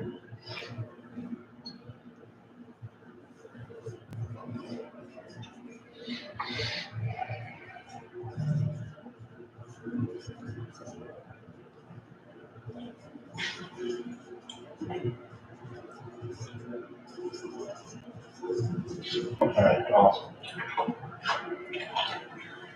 So in some ways, the way I like to think about this why, how, what as it relates to strategic plan is your purpose is to try to get to here. Right? This is your why. This becomes your why. You write this out. You believe in what this means for the county. You imagine what it's like to have a county that is in this place and you work towards it. It's your vision. It's your 30-year, 40-year, 50-year vision. And the most effective governments that I work with have a vision statement that's pretty detailed, 4 or 5 sentences. It's not a page, right? But it's pretty lengthy. It's not like best county ever, right? It's fairly detailed in terms of like, That's the it flag. tells a story, right? That's the flag. People enjoy, yeah, but I mean, it tells the story around like people are able to access transportation in these ways to get from here to there, and our trail systems are robust, and this is happening, and that's happening, right? It's fairly detailed. So a vision like that, and the reason you want a vision like that is because it starts to explain why the heck you guys are here in the first place to a citizen and to yourselves. Like, I'm gonna get on the county board, I wanna help make that happen, right? Or I'm on the county board, I'm excited because we're trying to make that happen. And then your how becomes your mission statement, right? So your how is, we need to be effective at managing resources, and we need to have the best local employees, and we need to have, we believe and we act and we have strong communication and we do all, this is the way we work. Our mission is actually to act this way to achieve that vision, right? So this is your purpose, this is where you're trying to go, this is what you believe in. If you're a football team, you're trying to make it to the Super Bowl, and if you're Stephenson County, you're trying to make it here, right? And the way you do that is you practice like a football team, like this. This is how you practice. This is how you work. This is what you do every day. You have discipline around it. You have process around it, right? The discipline and the process and the specifics around that are your strategies that are below the sofa in your plan. That makes sense? So I'm gonna take a stab at this and this. You don't have to love it. We can change it. But I'll do that. We'll bring it back, and in the morning, we'll say, hey, here's a vision statement that captured what you guys said Freeport could be like in 50 years. And here's a mission statement that says, here's how the county government's gonna act. It's about acting, and how you will act to do that. Right? That makes sense? And then the rest of how is strategies, and what is all the things we measure. Are we over under budget? Did we pave the roads? Can people walk, bike, drive to get anywhere they want? Do they have internet access? Whatever they are. We can measure all those things with the what's. Because that's what people ask you. Well, what's the county done for me anyway? Paved the road, made the thing, lowered crime, right? That's the one. If people say, what's the county done for me anyway? And we say, well, we've got a really great budget this year. Right? So now go back to this next video, right? We got a really great budget, and man, our team is awesome, and we're actually we think we're good at communicating, right? So if we talk about this in terms of how we work, it's important for people to know this is how we work. It's important mostly for you to know organizationally how we work, you and your teams. But what people are going to care about is what happens below this, right? And what they can see and feel and touch, and whether or not we're getting here. That makes sense? So that's what we're building today. And yeah, it's a 50-year or a 30-year vision, and this will almost never change. 25, 30 years ago, nobody wrote leverage tech on this flip chart. But so your mission statement will change in 5 or 10 years. It probably won't change very much more often than that. It shouldn't need to, really, unless something cool comes along, right? The new internet or whatever that is, flying cars, something. It's gotta be something big. So if that happens, and like, this probably won't change, right? So we're not sticking future boards with a strategy they have to implement or a budget line item that they have to spend. We're building alignment, so when people come onto the county board or when they think about running, they say, I'm gonna run because I wanna make this happen. And I really like how the county works. They got their shit together. All right, I said that in public, oops. So, but they do, right? So, you see what I mean? That's what we're trying to make. We're trying to make that be the lasting thing. Is anybody freaking out about that? Because I know there's some angst about, like, I don't want to stick a future board with the idea that 15 of us had today. So does anybody have angst about this or this being a thing that's fairly sticky? We're gonna get into the weeds on, what color crayons we color with, but and that can be super short term in the next 6 months, in the next 10 months, in the next 15 months, in the next 24 months, we're gonna do X, Y, and Z. But you're just trying to get over here, and you're just trying to work this way to do it. So these should be sticky. They should be the kind of thing you guys agree on and have alignment around, so when people join your organization, they go, I'm joining because I like where they're going and how they do it. That's what good organizations do, government or not. That's what good football teams do. That's what Apple does. That's what whoever your favorite thing is, that's what they do. Okay, they know why they do what they do and they know how they do it. So that's what tomorrow we're gonna get like into all the stuff that you want to argue about. It'll be awesome. So you guys are on board about this, right? Can I ask a question? All right, yeah. This just keeps rolling on in my head and I don't know how to get it out, so I'm just gonna get it out. Just say it.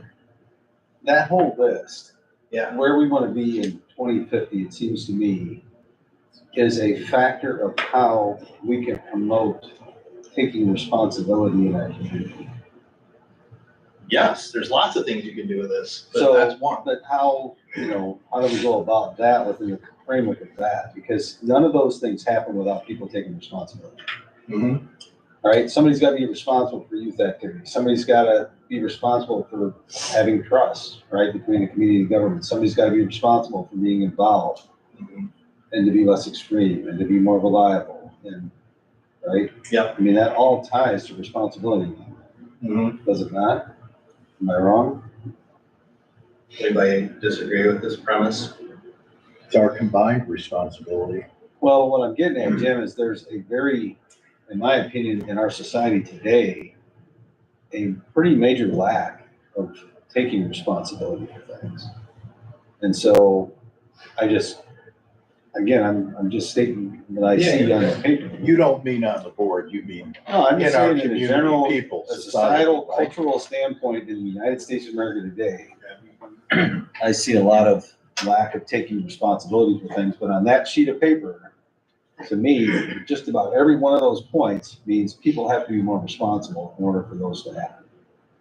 You don't have crime when you got a bunch of responsible people that work, take care of their homes, take care of their vehicles, whatever, fill in the blank. Yep. Feed their children every day, right? So, two things on that. One is remember that around, are there strategies you want to bring to the table tomorrow that we could implement? And remember though, in the scope of the county's purview, right? As an institution, maybe laws and rules and things we do and things we don't do. So I'm not saying you're off base when I say that. I'm just saying, Right, remember because it's not something like you said, it's not within our purview necessarily. Well, it could be. It's like, hey, does the county, so a question I would ask you, and for you to answer tomorrow, don't answer me right I understand. is, does the county want to have a program that encourages involvement in the community? And what is that? Does the county want to have a program or a strategy that increases youth activities or that lowers crime? Do you want strategies that do these specific things? That's what we're going to spend time on the whole day tomorrow. And so you're absolutely right that someone has to do this. I can draw whatever you want, right? But no one's going to do it. It's just a picture. So you're absolutely right. And so then it's like, okay, so is the county going to have a strategy that works towards that? And by the way, it's not the county's 50-year strategy to engage, to expand youth activities. It's the 2025 strategy to expand youth activities. We're going to allocate this many resources to it, and here's how we're going to do it, right? So these could become strategies within your plan, or could influence strategies in your plan, because you're actually trying to get to a thing. But here's the cool thing. The only reason you know what those strategies are now is because you made the vision, right? So if your vision was this side of the paper, what are your strategies? Get rid of the snow. There you go. That's all I just see snow for all I know, but you see what I mean? Who knows? But now you know, right? Now you know what to do. And as a group, you're all looking in the same direction, hopefully. Right? You're all telling me you're on board with this vision. So when I say, hey, what do we need a strategy for tomorrow? You're probably going to name something that's on this page, and you're probably going to say we should do it in a way that aligns with this. Probably. I mean, we'll keep coaxing you, but probably. Does that make sense? But that's what's going to happen tomorrow. So yeah, you're totally on base. And then the other thing, the second thing I would say to you is the good news and the bad news is, the good news is you only have to worry about Stephenson County while you're hanging out with me. So. But that's what we're saying we want as a county for our children, right? Yeah, who wouldn't? This is great. Right. I mean, there's even a new flag. All right, so we're gonna mess with these two things later. I was against the flag before I was for the flag. All right. He would say that. All right, so let's see. How you guys feeling? Are you good? You want to keep going? Or you want to take a break?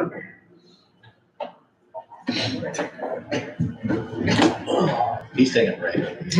Want to take 10 minutes? He's taking a break. All right. So my phone says 6:40, which means yours does too. So come back in 10 minutes.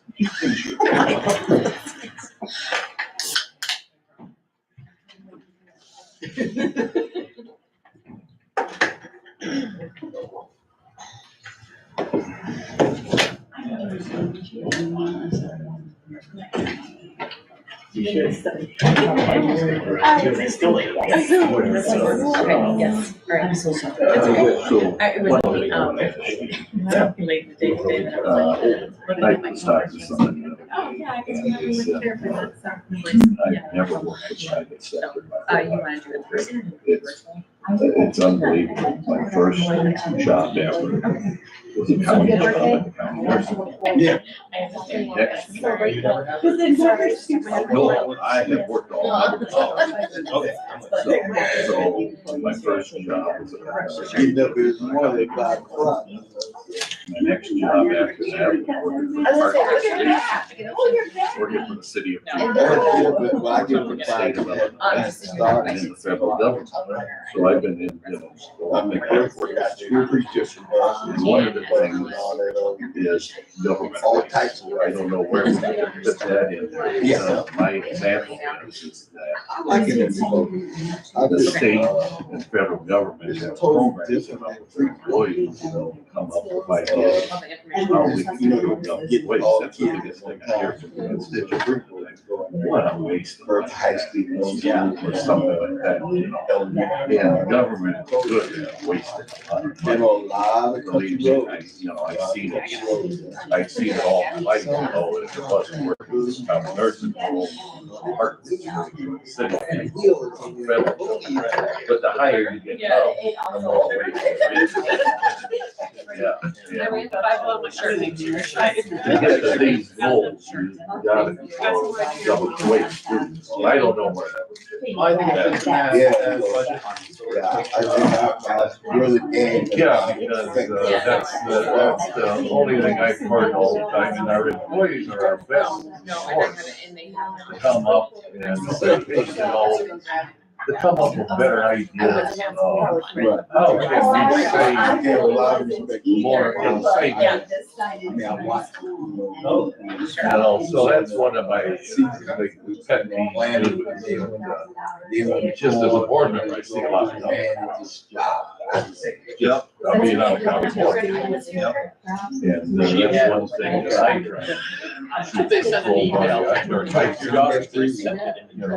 But our employees are the best ones that know.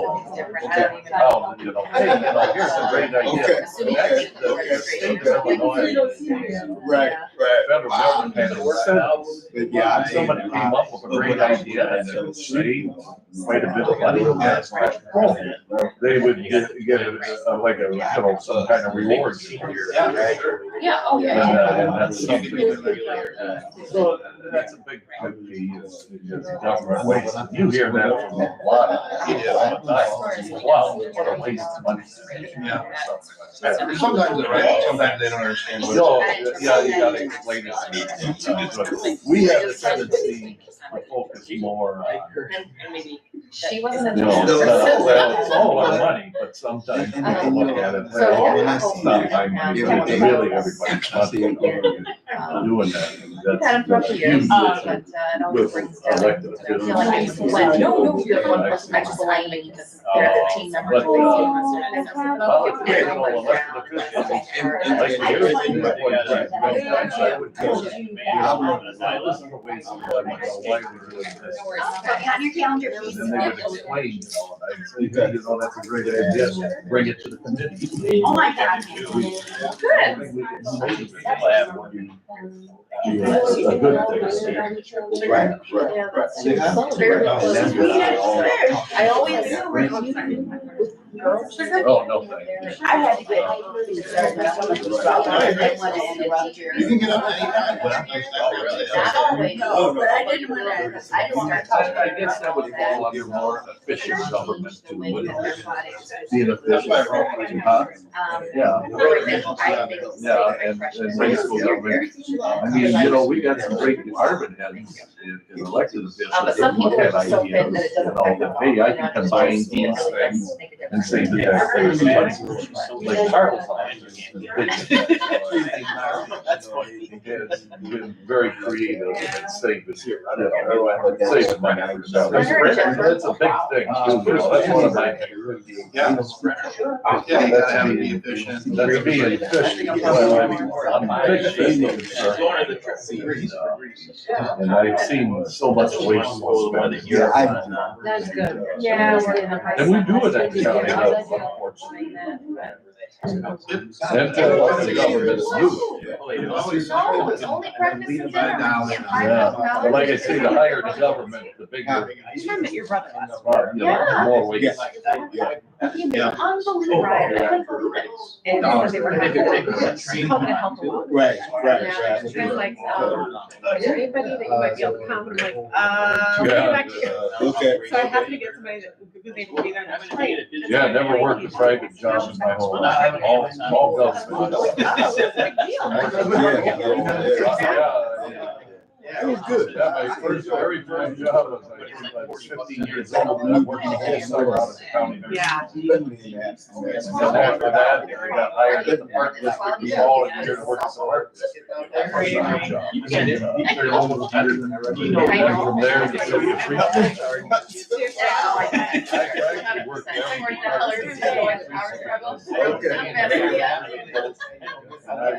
Kind of, you know, and then I went to the state. Or do we have that here? That's awesome. They make it really start. I don't know what to tell you. So here's what works for me. Here's just a cute Why? I don't know. But at least it's such a natural way into like, there's no one process. Here's I was just realizing that we're still live, y'all. We're still conversating. Oh, yeah. I always. But it says there's a little further on. Some writing going. Who's that? Some of the stories like 10 years ago. And when no one wanted an individual short story, I eventually found myself with enough of it. Oh, that's right.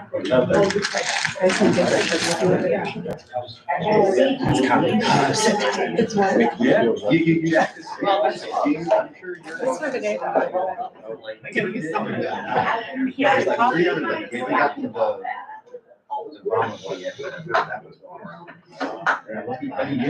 We got 2 foreign exchange students right now, and one of them's caught the bug from the kid that she's normal. You know, working late. I got other dinner. Hey, was it Randolph County the other one you're trying to think of? Going to McDonald's. The oldest county, you're trying to think of Randolph County? Oh, was it Randolph? Oh, going to McDonald's. Yes, something healthy. Yeah. It's probably like 3-year-old. Yeah. That's like, oh, well, Probably that's like Italian healthy, huh? So I asked Siri and she said Randolph. Yeah. How long have they been sick? They're both sick? So let's see. One of us has been sick, pretty much continuously all year. Oh, very I'm sure you've gone through those months in your house. But yeah, we're finally all in the place where like today, we'll see what we're doing tomorrow. All right, well, you got the weekend to overdo it. Yeah, exactly. And Highland takes Lincoln's birthday off.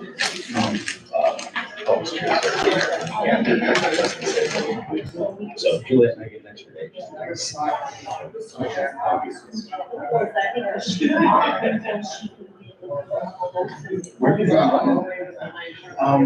I've been running inside. It's full like 40. I'm just not gonna bother. Yeah, like, hey, I know I could do it, but I want to work. but, probably the next. Right. I've got a 4 mile and 7 mile route from my house. Like 7 mile just connects to, the big water park to Empire, the west of Stephenson. Get in there's hard part. But, yeah. Look at you picking a bag. And I've seen it once. Yeah. Unusual or- Wait, Well, sure you went to kind of hello today. I guess if I'm going, that's where I go, but it. I'm bringing my cousin to do this. Just. They had, Taking me away from it, but. and again, Yeah. I'm looking more like them.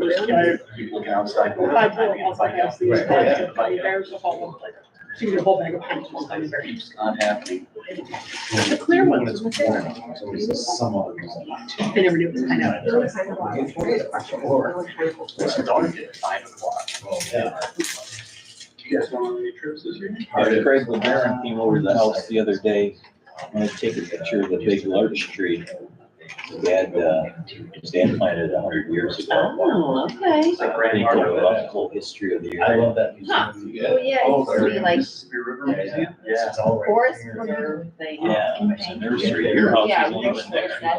that's yeah. Your house and We got there. there's a couple still living next to you. And, That was, for a long time, that was kind of our go-to. We'd go going right next to you, up going up. And then, like, after you got done swimming at night. Right, I've never met him. Yeah. Oh, yeah, it's lovely. Diego and Luke don't live there Oh, anymore. that's what I'm talking about. Yeah. So I don't know. I know guys in Seattle. And they sold the house to another guy. Just her speed. Sure. And.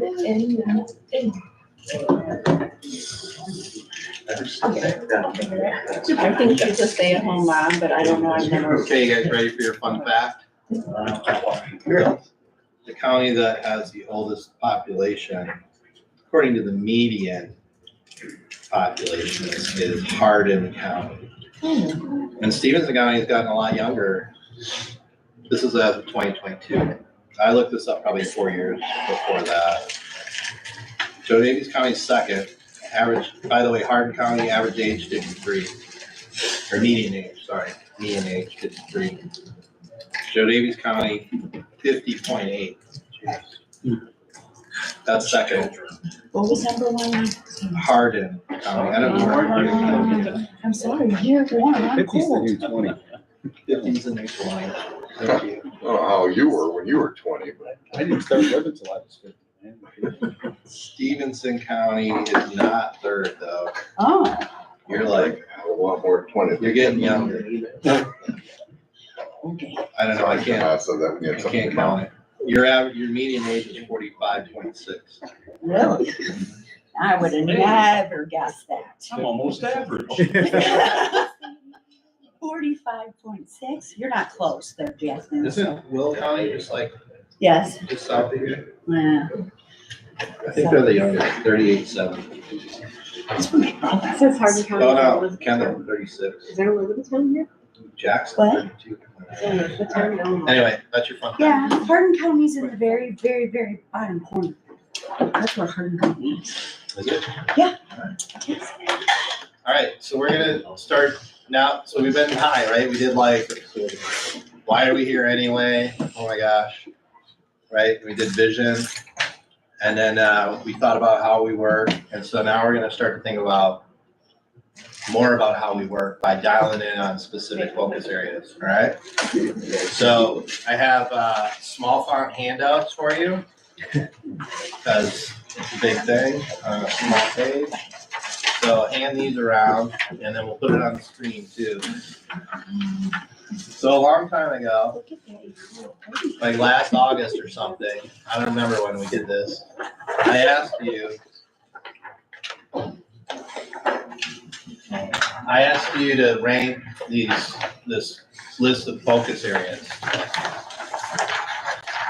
And so this is all of your answers, all of you that did answer, right? So this is all of your answers. including people who aren't in it. And then so what I took all your answers like this, and this just keeps going, right? You understand what's happening here, right? And then we averaged them, and then we force ranked them by the lowest, right? So 1 is the most important thing you could do according to your own scores. So like this person thought the most important thing we could do is just work on government efficiency and effectiveness. That makes sense? So this row matters certainly, and we're gonna talk about it. But here's what I like to look at. Look at the rest of it. And this isn't every row. I'll fit what I can fit on the screen. So I like to see how consistent this is, right? So your number 1 item is number 1 or number 2 a lot. Of course, that's why it ended up number 1. But it wasn't like 8 people ranked it number 1, and then if other people ranked it, a bunch of other people ranked it number 5 even, right? Because it still could end up number 1 that way in the scheme of things. Does that make sense? So when I look at things like this, and when I begin to work with a group, I look for alignment. So the number 1 thing that I'm going to deliver for you, or that you're going to create tomorrow, is alignment. Strategies don't matter, right? We're going to pick strategies. They're going to be important. You're going to do them. But what really matters and what you're going to create tomorrow is alignment. So we can put whatever we want on the sheet, on the strategic plan tomorrow. And if you're not aligned around it, you won't do it. Or you'll fail. One or the other, right? So if you are aligned around it, you're way more likely to do it. Because if you're aligned around what things are, you're going to agree more often to spend that dollar or not spend that dollar, or to make that policy or not make that policy, right? So it's not always just about budgets and money. It's about how you act and knowing why you're doing what you're doing, that kind of thing. Does that make sense? So when I look at this chart, this also tells you what's going to be easiest to do and hardest to do. So it would also be very easy to do the last thing on the list, public art. Least important thing in your minds as a group, and consistently the least important thing. Look at all the 18s, 17, 16, right? And then in the row above, still a lot of 18s. So there's a lot of alignment around that this is the thing that matters least to do. But if you all decided suddenly, for some reason, that public art mattered, it could become your number 1 thing like that, because you're so aligned about it, right? The place where you guys aren't aligned is in the yellow, right? So housing, transportation, social, human services, community culture, utilities, the dispatch. And here's what I mean, like look at what you see there, like there's 3s and 4s and 12s and 1s and 6s and 17s and 5s, right? It's gonna be harder for you to find alignment around this without really coming. You're gonna have to do some heavy lifting in the yellow zone. And the heavy lifting you have to do is to build alignment around, does this even matter? Is it even our job? Whatever the questions you're struggling with are, I don't know. But you're struggling around this. Some of you think it's the most important thing, and some of you think it's the least important thing in almost every one of these in the yellow. So it's it's disalignment, and it's okay. You're not gonna line on everything. It could be unbelievable. You know, if I give you 18 things and you're gonna like, and I'm just like, wow. It'd just be, I would run out and buy a lottery ticket. We all would actually. We can go now. I'd show you the screen and like, let's go. We're buying it because we're gonna win, right? So Then we can have public art because we have a lot of money. So anyway. Does that make sense to you guys? You buy my premise here? I see it all the time with groups. I do this because of I want to know what matters to you. I want to help you find focus, but I also want to show you why you argue about things and why maybe you don't sometimes. So it doesn't mean there aren't any arguments to be had in economic development when we get to certain strategies, but there's strong agreement here. Even if you are one of the people that didn't rank at number one, the lowest score is it 6? Well, there's 111 in there. And you're gonna have outliers, and that's okay. There's an 8, a couple 6s, and an 11. So that's okay, right? It's like, again, if everybody ranked at number one, that'd be weird. And it just shows like you've got some different perspectives and that kind of thing. So it's hard to see this on the screen, but you can see it better on your paper. This is the green zone from here on up.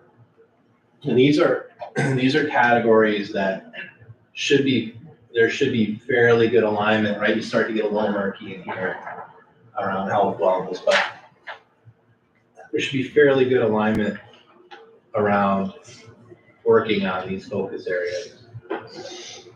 And then you're going to be in this difficult zone. And then there should be fairly good alignment around saying like, if in the next 2 years, we just maintain what we've got going on in this space. And I'm not saying there isn't 1 or 2 things you're going to go like, except for this, right? That's okay. But I'm just talking big terms because these are big words, right? These aren't specific strategies at all. So does it mean there isn't one public service facility that needs to be improved and you all agree on it? No, even though it's down here at the bottom. But it means in general, you're not saying our county has to do something about our public facilities. They are not here everywhere. You're not saying that. At least when I read this chart. So what are your thoughts when you guys see this feedback? One of the things we want to work towards is how should we spend our time tomorrow? Because we want to spend our time thinking about the most important things you can do in the next 2 to 3 years. And again, it doesn't mean we don't do anything else or we do nothing about everything else. It just means if I'm going to focus in on something, right? So just like your New Year's resolution, you don't make a New Year's resolution like to get healthier and then quit your job because your sole focus is just like on your diet. You don't do that. You just make it a priority. Buy some different food, allocate some resources differently, and you still go to work. And hopefully even try to succeed at work. You're not just at work and failing at work. Sorry, boss. My 6-month review is going well. I'm on a diet. I'm super focused on that. Right? You don't do that. Like we're not going to do that either. So we may focus on this. We may say, hey, it's budget time. We're going to pick, and again, I'm not saying you need to focus on these. We're going to pick, we're going to dial in, so we're going to start talking about this in a minute. But I'm just trying to give you some context here, like what this means and doesn't mean, because it could get kind of freaky. If you're like, what do you mean we're not going to do anything about land use? We've got to make a decision about that property though. Okay, cool. Let's keep that on the table, right? That makes sense? So, thoughts? You look at this, what do you see? I guess I'm curious if the top 5 today are still as relevant and priorities as they were when we built this out. I think it's been a while, and not everybody that's in the room participated in this. It's been 6 months, yeah. Yeah, it's usually not. It's usually like 6 days or something. So that's fair. Does anyone feel like something like if you didn't score, let's just kind of go through one at a time and be easier. So like, is there anybody who would change their score on economic development? You would change your score? No, I had some questions. I'm sorry. You're okay. Finish your thing. What's your question? Well, it was along the same lines. When we did this 6 months ago, I had mentioned to you then I had some concerns. Yeah, you don't like this guy's method down here. Well, what I didn't, well, I don't remember, yeah, that was a big problem. Yeah. Somebody did it incorrectly, you know, so if No, they you're, did. There were not instructions. there were what? There were not instructions. There were not instructions. There were instructions to say if one is the best and 18 is the worst, how would you rank these? And they used a different method. So they said, I'm gonna put all my ones I like the least as 18 and all my ones I like the best as 1, and I'm gonna have a few in between. I call that doing it wrong because it's the only person that did it that way. And I remember reading the instructions and did it accordingly. But we can agree to disagree, as I often do. Aside from 6 months ago, there was some, 21 people, I think, filled this out. Yeah. I think there are 15 of us here. Yeah. I just don't find this to be valid from a mathematical or a statistic standpoint. This is like, it's not. There were 21 people filled it out, 15 people are here. Yeah. Different people filled it out. In my estimation, one person filled it out incorrectly. Yeah. And beyond and above all of that is, these are our priorities. Correct. We're gonna ask that. But this isn't the public's priorities are what we just agreed. Yeah. We were serving. Hopefully you answered it with that in mind. Say it again? Hopefully you answered it with that in mind. Well, I don't even honestly remember if there was a definition of these things in what you sent out. I don't know that we all felt that it's the same thing. So to me, health and wellness may mean something different to someone else here. Yeah. We don't even these are not defined things. So that's good. You had 3 really good points. One is, we might not have thought about what economic development and community safety or utilities mean the same way, right? Right. Another one is, I don't like the math. That guy he might have skewed it. Now, just so you know. It didn't change the numbers. It didn't change the ranking. It changed the number, but it didn't change the ranking, so I went and left it in. I did check that, because I had that concern. And then, your third one was, 21 people did it, 15 of us are here. Well, you had 4 concerns. And the fourth one is, does the community think this is what it is anyway? That's the fourth one. So all of those are super valid points, which is why we're not just that's why I didn't walk in the room and say, hey guys, all right, we're only talking about these 5. That isn't anything that I've said to you.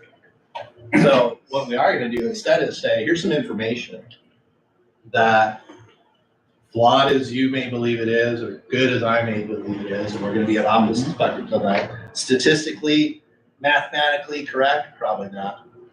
But is it a good temperature? Is it a good dip your toe in the water and see how cold it is kind of method of figuring out what people think about the temperature of the pool? Absolutely it is. And so we're gonna use it for just that. We're gonna decide if we wanna get in the water based on dipping our toe. Okay?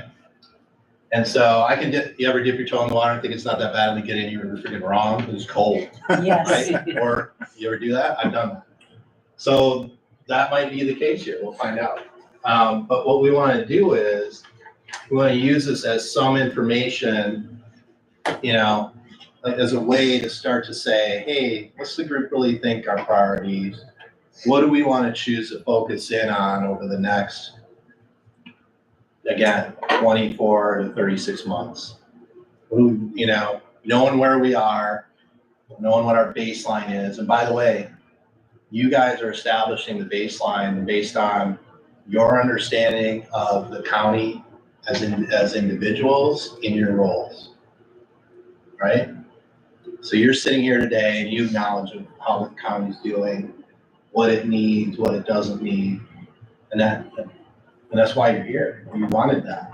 You signed up for it, just like we do to pay taxes. So that's why you're here. So we're not going to get into. We will tomorrow. We'll talk about what's the situation as it relates to this particular thing. But today we're just going to say, as you all know the county, and based on what your constituents tell you about the county on an ongoing basis over the last year, or however long you can remember. What's most important? And if this is all wet and you actually think cultural heritage is the most important thing we should do, you should say that. But Or if there's something like, hey, I agree this is kind of low, but there's this one thing, let's say that. Because what we're gonna do is we're gonna make a list of 7 or 8 things we're gonna pay attention to at the expense of everything else. And I'm being 100% honest about that. It'll be at the expense of everything else because our choice is to either make a strategic plan that is all encompassing and covers all 18 of these. We'll need more time, we can do that. That's fine. Or we can do what the most effective teams in the world do, is they focus on things that they know are gonna drive the needle in terms of their performance over the next 12, 18, 20, whatever their window is, right? Whatever the horizon is. That's what the most effective teams everywhere do. They have priorities, they work those priorities, they maintain some things, right? You're spinning this plate, but you're really spinning this plate. Can you remind me what the actual question was? Question was, rank these 1 to 18 based on what you think is the most important thing. And this list was developed generically. It's generic. I use it on almost all the time. It's probably the only tool I use all the time. I mean, I use the Highwell all the time. Because I think there's, much to Jim's point, there's 2 factors that play into this though. One is what priorities do you see, do you personally feel are important, right? What priorities are, I think Scott mentioned it earlier, statutorily important when it comes to county government? And how do we look at those? Yeah, right? And what combines, what doesn't? You frame the problem well. So now that's the question. Okay. You understand it completely. You're asking exactly the question that we're asking, which is, should we just use this chart or do you have other ideas? Right? Jim made a strong case not to just use the chart. I agree with him, by the way, on every point. It doesn't mean the chart's not Are there useful. statutory responsibilities that are even outside of this list that we need to make sure we consider? Yeah, there could be. I don't know. Can you give the definition for the public service facilities? For public service facilities? Yeah. I think of that like, I don't know, the bus barn, anything you own, the county-owned properties. County-owned. Yeah, and I buildings. wasn't thinking that. What were you thinking? I don't know, like youth activities, so a public service facility, like, more like that. Like what? The library. Like a youth. Yeah, like not our building that I have buckets in my office because the roof leaks. Yeah. So that's I would what count I was that. thinking. I would count that. It's any Yeah, and facility that- yeah, you own as a county. And if the library is its own taxing body, I wouldn't put it in. Right? Now, unless you contribute to the library's facility in some way, I don't know that, but that's where you guys know, your county. So at the end of the day, you're gonna bring that, like, oh, I see why it ranked low. Generally, I agree, but there's just one building. Let's say that. To her point, kind of I agree that a lot of people didn't understand. Yeah, because public I would put service, that 'cause higher. We talk a lot in all the committees about how we don't maintain our buildings. Okay. And so I think that one would probably be higher if people had a better definition. Knew what it was. Yeah, Okay, that's fair.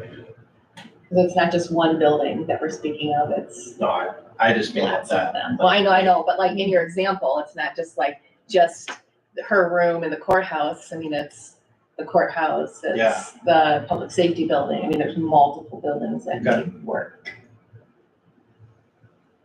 So, what should be on the list for tomorrow? You get to pick 8 things. Or what do you want to talk about? But what are the things that we have to do by law? That's a good place to Safety? start. The safety one? Public safety is definitely a big one. Yep. You don't have safety, you don't have much else. And you named it, it was the first thing somebody named in your vision. First thing you named, I want it to be safe. How could you not? Right? Does everyone agree that that's on the list? Yes. Okay, it doesn't have to be number 1 or anything, we can do it alphabetically at the end of the day. We're just gonna make some choices and we'll see where we end up here. This is fun. Economic development. Economic development. Okay. Anybody opposed? I just have, I guess, a question Yeah. about that, because like how much, if you think about it, is important, absolutely, but then how much can we put that into our strategic plan specifically, because we have someone that does it for us? Yeah. So I'll tell you, like, if you've been watching the city of Freeport, they have economic development in their plan, and they're like, man, should we be having someone else do it for us? They ask that question, right? Okay. I say it even if Andrew's still sitting here, right? They've asked that question, right? And then they decided, yeah, I think we should, but we need to like tweak that partnership, or we want more out of it, or we want it to be different, or, right? So there's 1,000 answers about what to do and get specific. Like tomorrow, we'll spend time on economic, say, okay, well, that economic development is a focus area for the next couple of years for the county. What does that mean? We have the Great Freeport Partnership. Okay, let's talk about that. Is that a good thing? Do we like it? Do we need more from it? How do we improve it? Whatever. Are there other things? And by the way, this is where like land use can come into play. So I know you guys are trying to do a thing with the No race crossing. mill race crossing. Right. So that was a really important strategy, and it didn't work out the way you were trying to do it, but does that mean it's just not a thing? And like, oh, didn't get that money, never doing that. I don't know, but these are the kind of questions we can dig into under economic development. So, see what I mean? Yep. There's probably 1,000 on there. Yeah, I definitely think it needs to go on there, but I think there's probably a lot of different opinions on how that should be I hope done. so, or it would be really boring. Yep. Boy, it'll be No, I exciting. We'll make it exciting. All right, good. Yeah. I mean, I guess I think it's a fair lens to view this through when we say we want to focus on the things that we have authority over. Yes. And, you know, to what extent do we have authority over economic developments or even community safety for that matter? But I also feel like, and, you know, this is just me and anyone can disagree and we can still be friends, but this first 6 that we have here are things that I hear a lot about. Like, it does seem like an accurate reflection of what people care about. And even if some of those things aren't directly within our authority, I think we could make a plan to focus on promoting those things or creating an environment where those things are more likely to happen with the authority that we do have. Yeah, it makes a ton of sense. So I don't know, I like the first 5 or 6 here. I think they're, anyway, I'm sorry, I didn't move. Oh, you're good. So your pitch to the group is, those first 5 or 6 seem pretty good. It is. Okay. And we won't write them all down yet. But one point you made in there is like, well, even if we can't do one of these completely by ourselves, right, within our full authority, we own it 100%. Can't think of any such thing, by the way. But even if you thought there were a such thing, is it the smartest way to act in the world today? Right? So let's say the county could fully control by itself community safety. Would the best way for you to approach community safety to be like, we're only using our own stuff? Does anyone think that?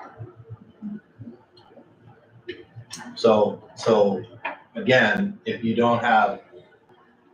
it's illegal for you to spend money on community safety, that's a different problem, right? But if it's legal for you to be involved in it, partner around it, allocate even $1 because you're gonna put all your other money over here, then it could be a thing that's worth talking about. Does that make sense? So, you know, that's what I'm, you know, cool that these 6 might be the ones, and maybe there's more, but also keep in mind as we go through, one of the questions I'm gonna ask you tomorrow every single time is, what partners are required for you to do this really, really, really well? To be the best at it, what partnerships do you need to have in order to really make this happen? Because anytime you think you're gonna do it all by yourself, there's probably none of it that happens that way. Okay, so just keep that in mind too. It's like, what's our role? Well, wait, what's our role if we have like the exact amazing group of partners. What can we do that changes the game a little bit? That makes sense? So we have a pitch out there for safety. We have a pitch out there for economic development.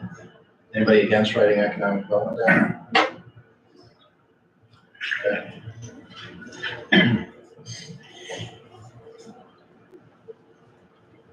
Carl also says the next three, what do you guys think about community partnerships? We're just gonna take one at a time. Can you define that? Define that.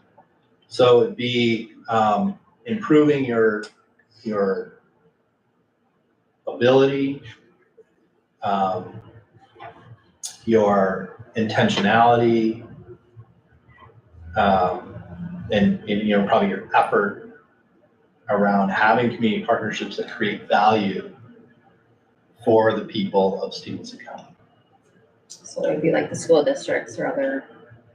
Could be the school district. Could be if I value workforce development and I want better trained people, one way I could do that is for the county to say, after I've met my required spending, I'm gonna take this other spending that I can do, right? I'm gonna spend it on creating, I don't know, we need nurses. I'm gonna create a nurse training program that the county runs. And I bet you some of the room's gonna go like, doesn't the Highland do that? Right? So then it's like, oh, yeah, they do. I wonder if we could just partner with them somehow. Right? And it doesn't mean you're even gonna write them a check. It could mean you do. I don't know. What you do about it's different. We're gonna figure that out. But see what I mean? So, so what I would say for community partnerships is that kind of stuff. What are things that we could like? The mill, is it? Mill race crossing. Mill race crossing. Yeah, that's what it was. I knew there was a word I was always saying. Mill race crossing is a good example. You weren't doing that by yourself. I mean, you had the city engaged, and maybe they weren't doing everything you wish they were doing. You had the city engaged, you were engaged, you had this other funding stream you were going after. Like, this was gonna be a pretty significant partnership to pull that off, and something broke and it didn't work, and I don't know all the details, I don't remember, but, and it doesn't matter, right? It's just like, that's the example of you can get bigger things done if we come around the table. And how often can we think that way? And by the way, how often do we need to think that way now compared to 30 years ago? I think a lot more often, but I don't know. I think that if you look at just other things further down the list, Yes, they can be possible with community partnerships. yes. Transportation. Totally agree.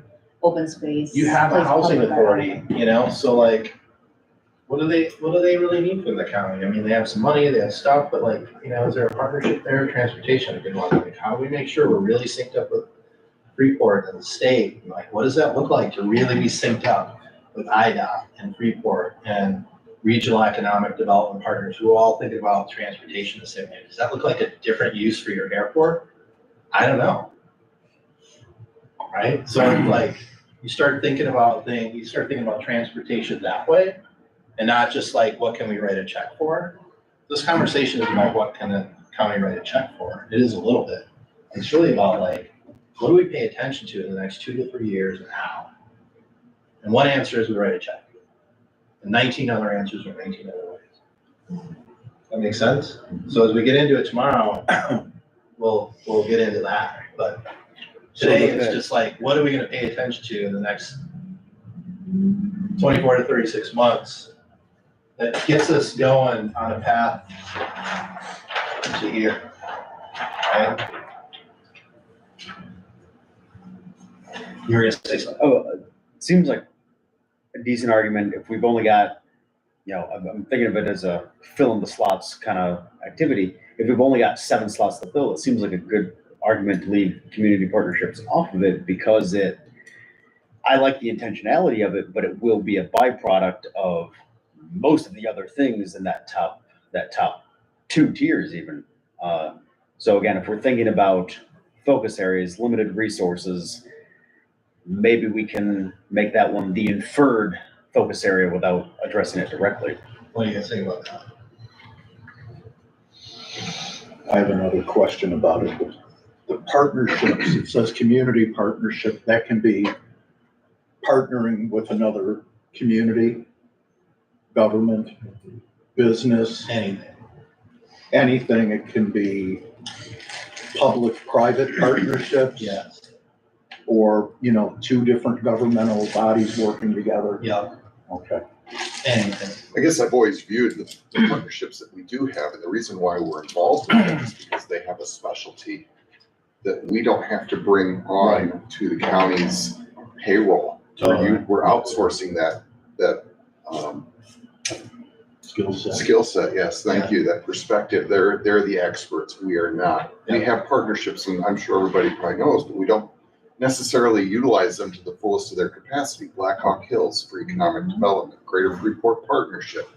And again, even though we have this partnership with Greater Freeport Partnership, we are responsible for telling them what our priorities are. They're the mechanism to achieve it, right? Correct. Workforce development. We're partners with that already. We have a partnership with the city of Freeport.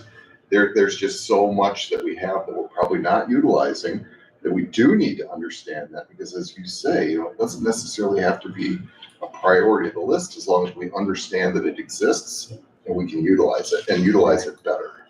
Okay. You guys feeling good about, we're just going to be intentional about really taking and leveraging partnership anytime we make a strategy, if it makes sense, right? Like there's just some stuff you're going to do and it's your thing to do.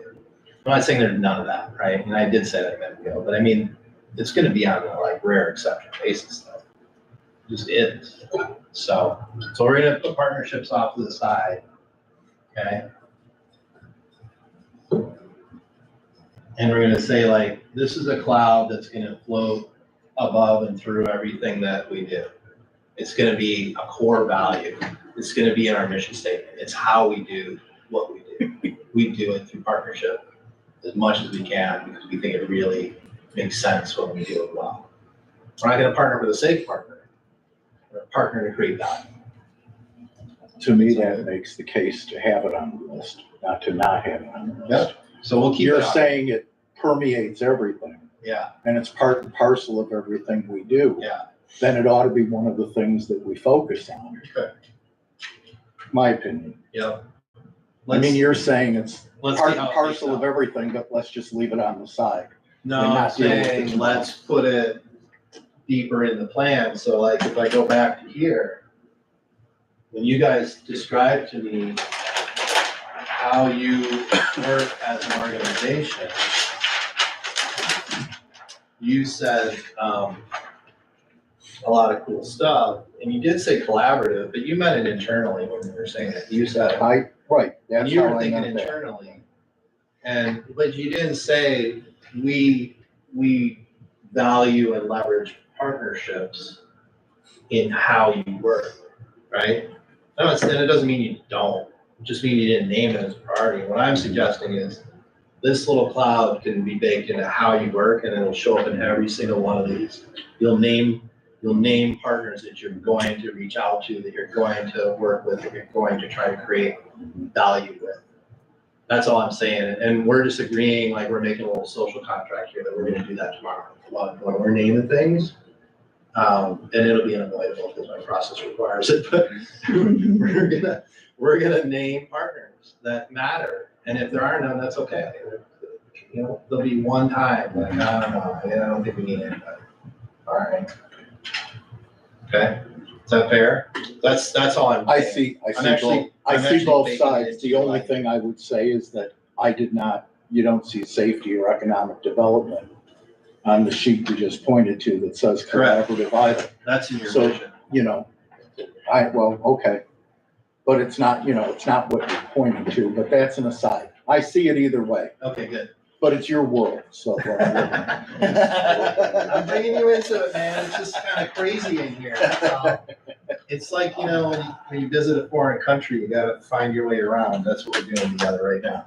All right, so we got safety, we got economic development, we know our partnerships matter. What about government efficiency and effectiveness? Is that something you need to work on in the next couple of years to become a high-performing organization? Absolutely. Yes. I saw a lot of nodding heads. So everyone's like, yeah, we do. All right, cool.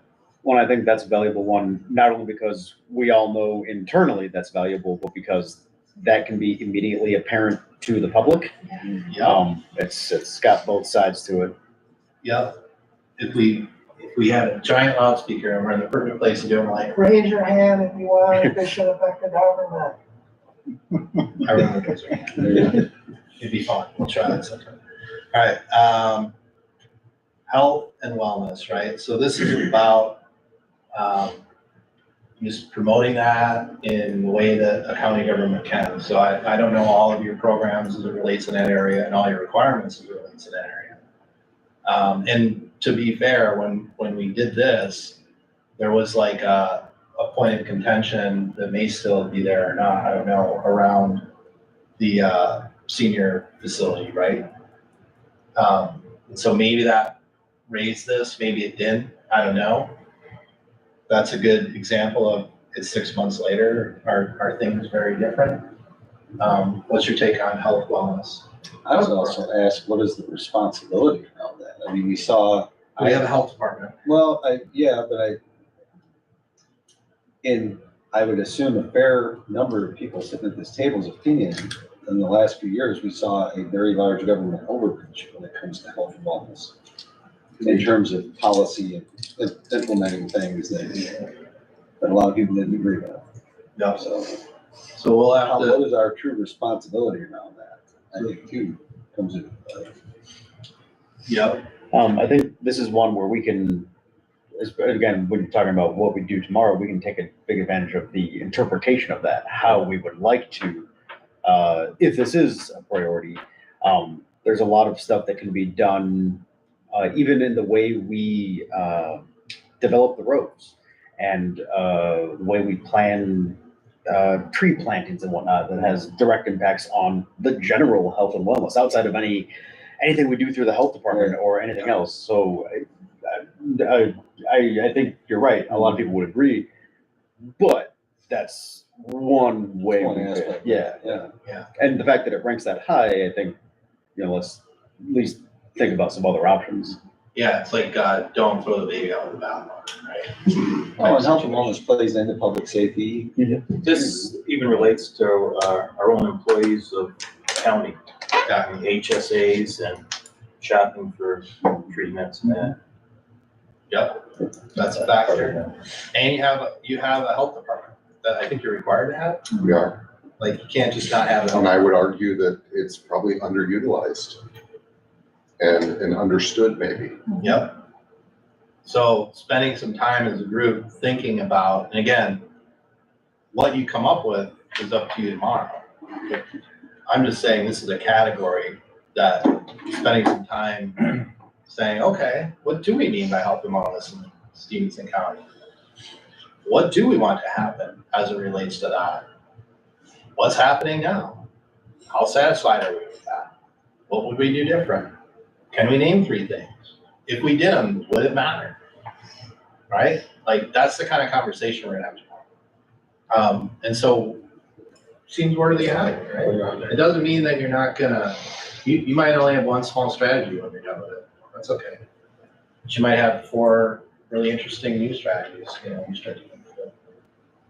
Okay, so we have health and wellness. You all right with that? She's being very quiet. Talking to me? Yeah. Just listen. No, yeah, that's why I'm calling her. Absorbing all of it. Nicole knows if you don't talk, I call her. Okay. All right, we're still good. It's only 7:30, you guys are killing it. All right, now we're into the yellow zone. So we've gotten through the top. What do we think about housing? Housing would be a great opportunity to, again, utilize the how of partnerships because it's something both county and city have been racking their heads with for years. And as has been brought up already, it's an ongoing problem that we know we're not going to solve tomorrow. Right.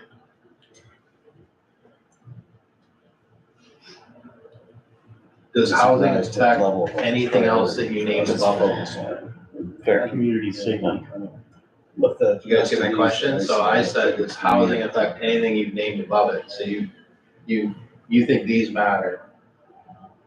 does housing impact any of these? Yes. Carl says community safety is one thing. Economic development. Health and wellness. How? You don't wanna build a business, you don't wanna, if you can't build a business if people don't have a house to move into.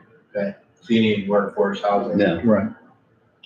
I know we put it on the side, but community partnerships, I mean, we've been working with Freeport to tear down old houses for a Yep. long time. Yep. So housing makes the list, or anyone opposed to it making the list? Can I ask a question? Instead of, because when I look at housing, transportation, utilities, land use, I mean, all of those are tied together with infrastructure.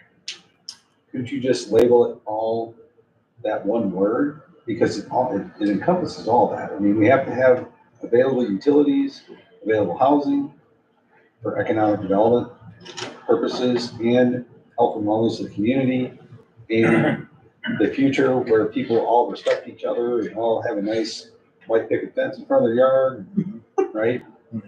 So, I mean, I don't know if that's kind of limited to that, but Yeah. to me, that's what I see there. Yeah, I would agree with you. Like, I probably wouldn't put housing in there, but like, I think there's a case to be made that, like utilities and transportation. But it's all could be part of like- an infrastructure and land use plan in a general sense, like where are you gonna build subdivisions, where are you gonna put additional utilities, are you gonna work with ComEd more succinctly to try and put different stations, Yeah. solar fields, Solar whatever. out there, right? There's a lot of issues out there. Yeah, I mean, I'm not wrong. I have a question It's as just to like how how narrow involved we you are see as a those county in housing. What's that? I have a question as to how involved. Do we have a lever to change that much? We don't have a housing authority, that's the city. The city has a housing authority. Yes, so we don't even have building codes. We have permits for where you can put something. Yeah. But we don't even have codes that say you can't use, you can't use this kind of electrical wiring, you have to use this. Yeah. I just don't think when we talk about Wait a minute, that's not true. I just built a house and I had to follow some codes. I would say, I don't think that's true. There are some. Well, no, I think that is generally true. State codes. As other places. Yeah, that's, You don't have some anyone that state, inspects it. they're not county codes, I don't. No. But anyway, that's not the No, point. it's The fair point question. is, I just don't think that How we involved have, are we? Yeah. if these are things we can impact, I feel we have a very limited impact on housing as a county. I'm not saying it's not an important thing, it most assuredly is. Yep. But I don't find it to be in our purview that. Well, it goes back to the partnerships, and Greater Freeport Partnership deals with housing, albeit mostly in the city of Freeport, but again, Freeport is Stephenson County. So it's a big chunk. Well, and the truth is, there's nothing on that list that the county handles by itself. No. Like our impact is limited on all of these. I want you to think about it like next 2 to 3 years, because you can't do everything. We only have so much time and people. Right? It's all limited.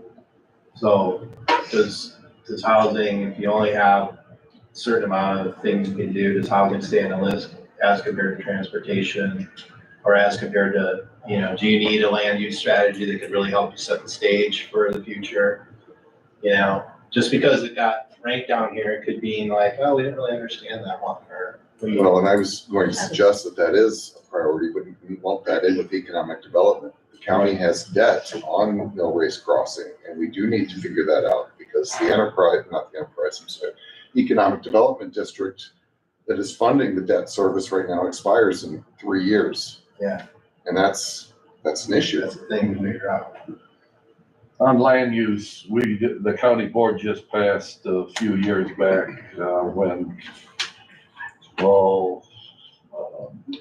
I can't think of his name, when he was head of zoning. Terry Groves worked on the land use plan and we passed it as a board. I think that land use plan was set out for 20 years or something like that. So we've done something like that, but you know, we're really, you know, we can talk about this, you know what we're really missing the boat is public facilities. Even our county board chairman, and I agree with him on that, we've neglected our facilities. I think that should be a priority because we're fixing, I think we maybe got about 3.5 years left on the lease here. That maybe we should be, you know, that would fit in with public facilities too, you know, but I think that's huge. So everybody think about public facilities. Yes. And whether we want to, you know, if this is somehow duplicative in everybody's mind, this one and that one, right, or whatever. But, public facilities, something we gotta sort It's out. something we directly impact. Yep, you Right, directly it's our impact it. responsibility. Okay. That's a good point. All right.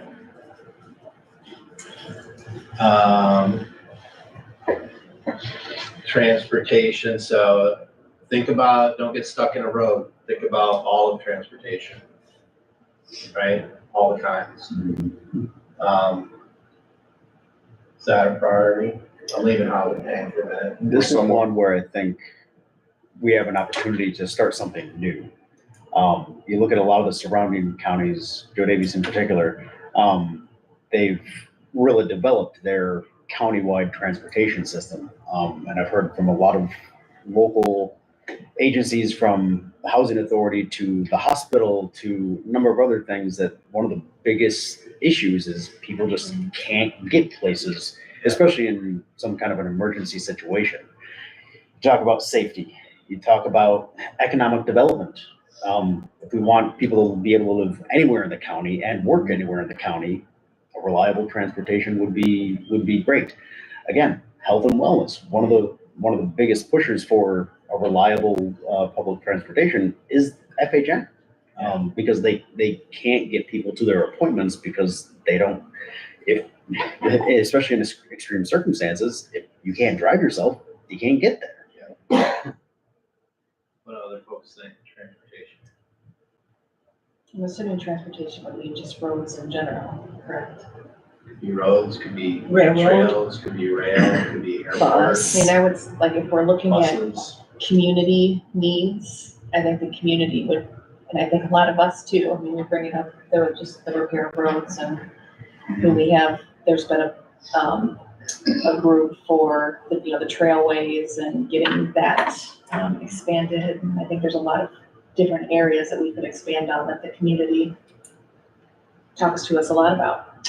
Well, there's a push for UTVs now too. Yeah, that too. So- I think beneficial. People would like rail as well, and that's something that we have been unsuccessful in doing for a long time.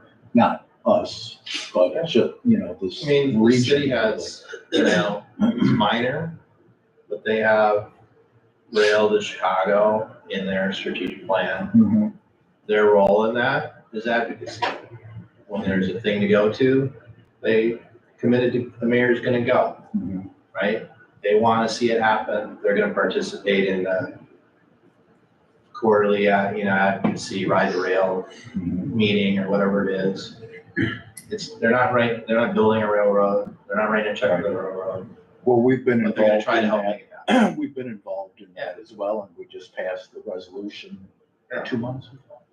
Yeah. a 2 months ago. resolution, all of the things you can do to signal support. Right. So on transportation, Greater Freeport Partnership, a while back, we studied certain things that what we need, and transportation was a top priority, and then there was daycare and stuff like that. But on transportation, we have a lot of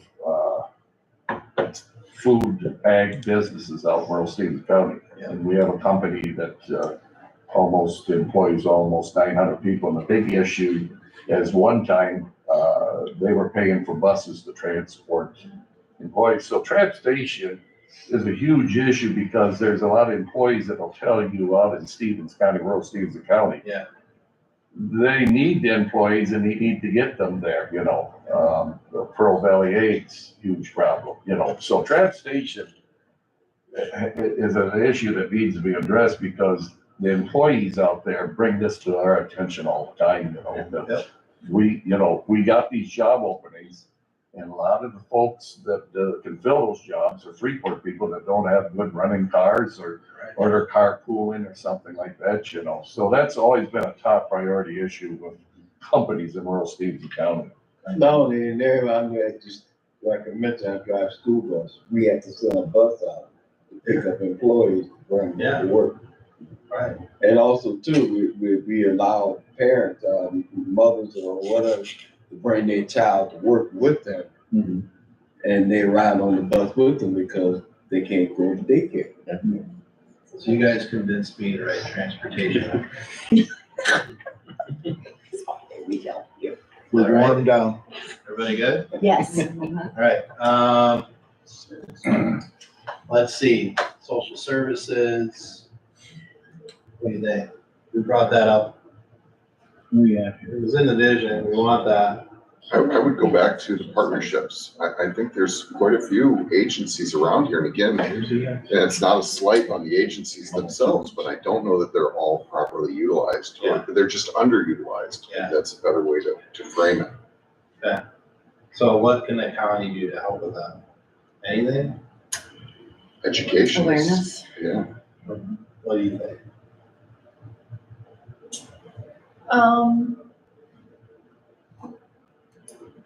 There's not enough. Yeah.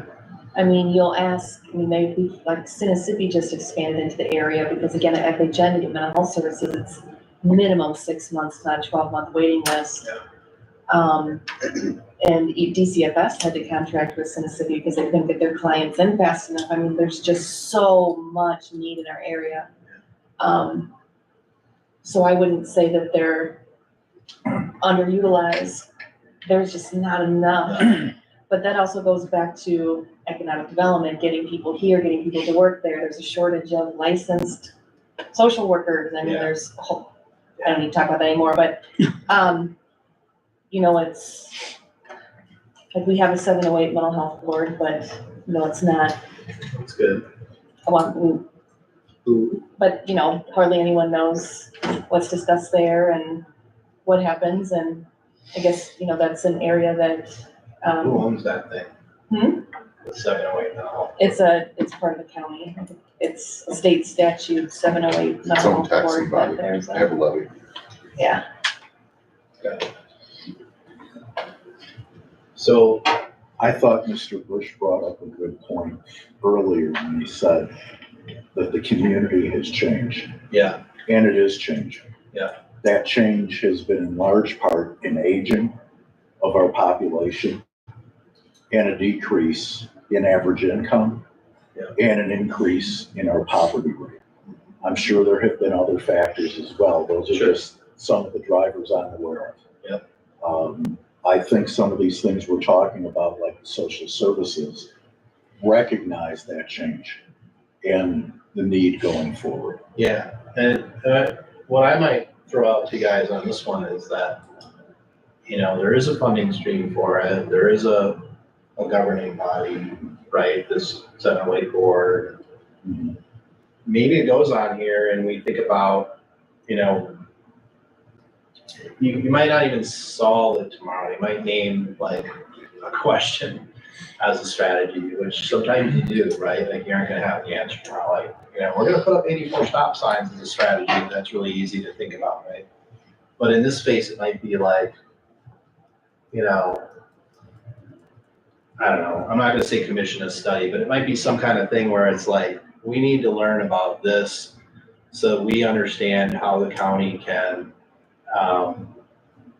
it's probably a policy thing, right?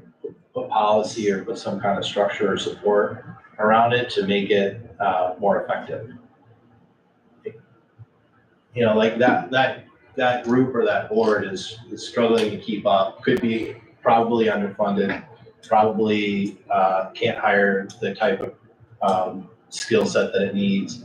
And then, yeah, great, so what? What are you gonna do about it? Like that's reality, right? And it doesn't sound like they're able to answer that question right now. It doesn't mean they're failing or they are bad people or anything. It might just mean they need some other kind of support, right? They might need a different strategy. They might need to form some sort of regional coalition or whatever. Like I see Iowa doing this where like they just created 3 or 4 years ago, they created, again, and this was the state doing this. So again, it could just be advocacy. But where they created, I think it was 11 or 13, I think it was 13 mental health regions. And they used some funding stream to beef up mental health services. And again, they didn't beef it up 100%, they beef it up 10%. But new resources available, new alignment of resources, new partnership strategies, different type of training that they were able to bring in and help kind of just use the resources they had better, right? So like that kind of a thing, right? You advocate for that, or you create that just by getting 4 counties together and saying, we're gonna try this out. I mean, that's an example of what you guys could say as a county we wanna try to do. We talked about, we mentioned being proactive versus reactive. Right. And social services is really an area to be proactive because you're not gonna improve community safety if you're not Right. identifying the root problems. Right. So my pitch to you would be, put something like this in here and let's hash around tomorrow. And it doesn't mean the county's gonna write a new check for it or create a new position for it. It might be that we explore different kind of partnerships around it, something like that. It would be what I would imagine. Well, you know, one interesting thing, and Chairman Helms could probably, we're getting opium money. And I can grant you, we have a huge opium problem in this county, just like anybody else. I mean, I see it come into the, our coroner can tell it, I see it come into the funeral home, kids coming even that didn't die from opium inside the county, dying outside and coming back home, to be buried, is a huge problem. So we're getting opium money, probably not a lot, but. No, not yet, but it's going to be coming Yeah, for so years. hopefully that, that's one solution to put towards human social services. It's inside there. Yeah. So you guys okay if we put that down? We'll just explore it. Doesn't mean anything ends up to the plan. It just means we're gonna have that conversation. What do you think about the rest? Like community culture, this utilities, land use conversation. Does that need to be on here? I think that's the land use is one area where we can pull just one thing, being mill rate suppression. Yep. So land That has use to be there. goes on here. Social services, right? What else would you pull out of the list that you think we just have to spend some time talking about tomorrow? With the lens of, yes, it still matters, but in the next 2 years, right? Eric, one of We're the gonna things get that's not on the list, I hate to bring up another thing. You can. But, That's okay. again, I go back to this concept of infrastructure, communications infrastructure. In terms of economic development and things like that, Sam Newton was on what was that, fiber thing? Fiber thing. Yeah, that they had, I wish he was here. But, you've got that, you've got how well blanketed is our county with cellular communications, with the ability, because from an economic development standpoint nowadays, a lot of people do meetings online, right? I mean, we've all experienced that over the last few years.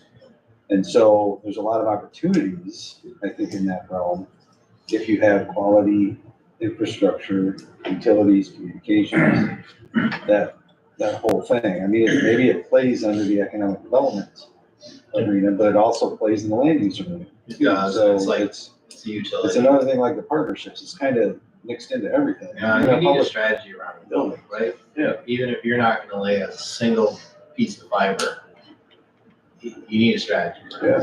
I preach it at everybody. If you're not thinking about where and how fiber is happening and connectivity is happening in your community, I'll volunteer. you're not Actually, to have them run one. And there's so many opportunities for partnerships, I think, that within that particular area, like we talk about Black Hills Council for Economic Development, and that's something that's going on within their group, but somehow all the projects are in, not our county. Yeah. So what are we missing and why is it not here? Well, and some of it is just the value, like you'll be surprised, like one of the reasons to do a strategic plan and have something like a connectivity strategy named in it, be able to link off to here's our connectivity strategy, is that as a partner, I'm Black Hills, I look around, hey, who's paying, I got this grant, I need people that are ready, I need people that know what they want, right? I'm gonna make this happen, people that actually want it. I don't wanna talk Stephenson County into having a fiber strategy. I wanna go over to Carroll County where they know they want one, they've got it mapped out, and I can just give them dollars and we can crank it out and have some success, right? That's why. And I'm not saying it's because you don't have that, they haven't called you, I don't know that. But that's the matter, right? I can tell you, like, you know, one of the reasons Highway 20 doesn't get done between here and Galena is because the people in Elizabeth do not want it. In Elizabeth, right? But it's their highway too. So, you know, the state's like, hey, guess what?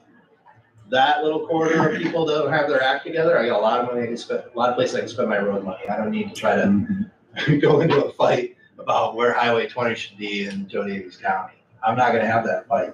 We'll just get it all the way to the edge at Stephenson County and we'll say, have a nice day, Galena, right? And that's exactly what happened. They mapped it. They showed everybody how we could do it. They said it'll cost $1 billion. And it's like, yeah, let's do it.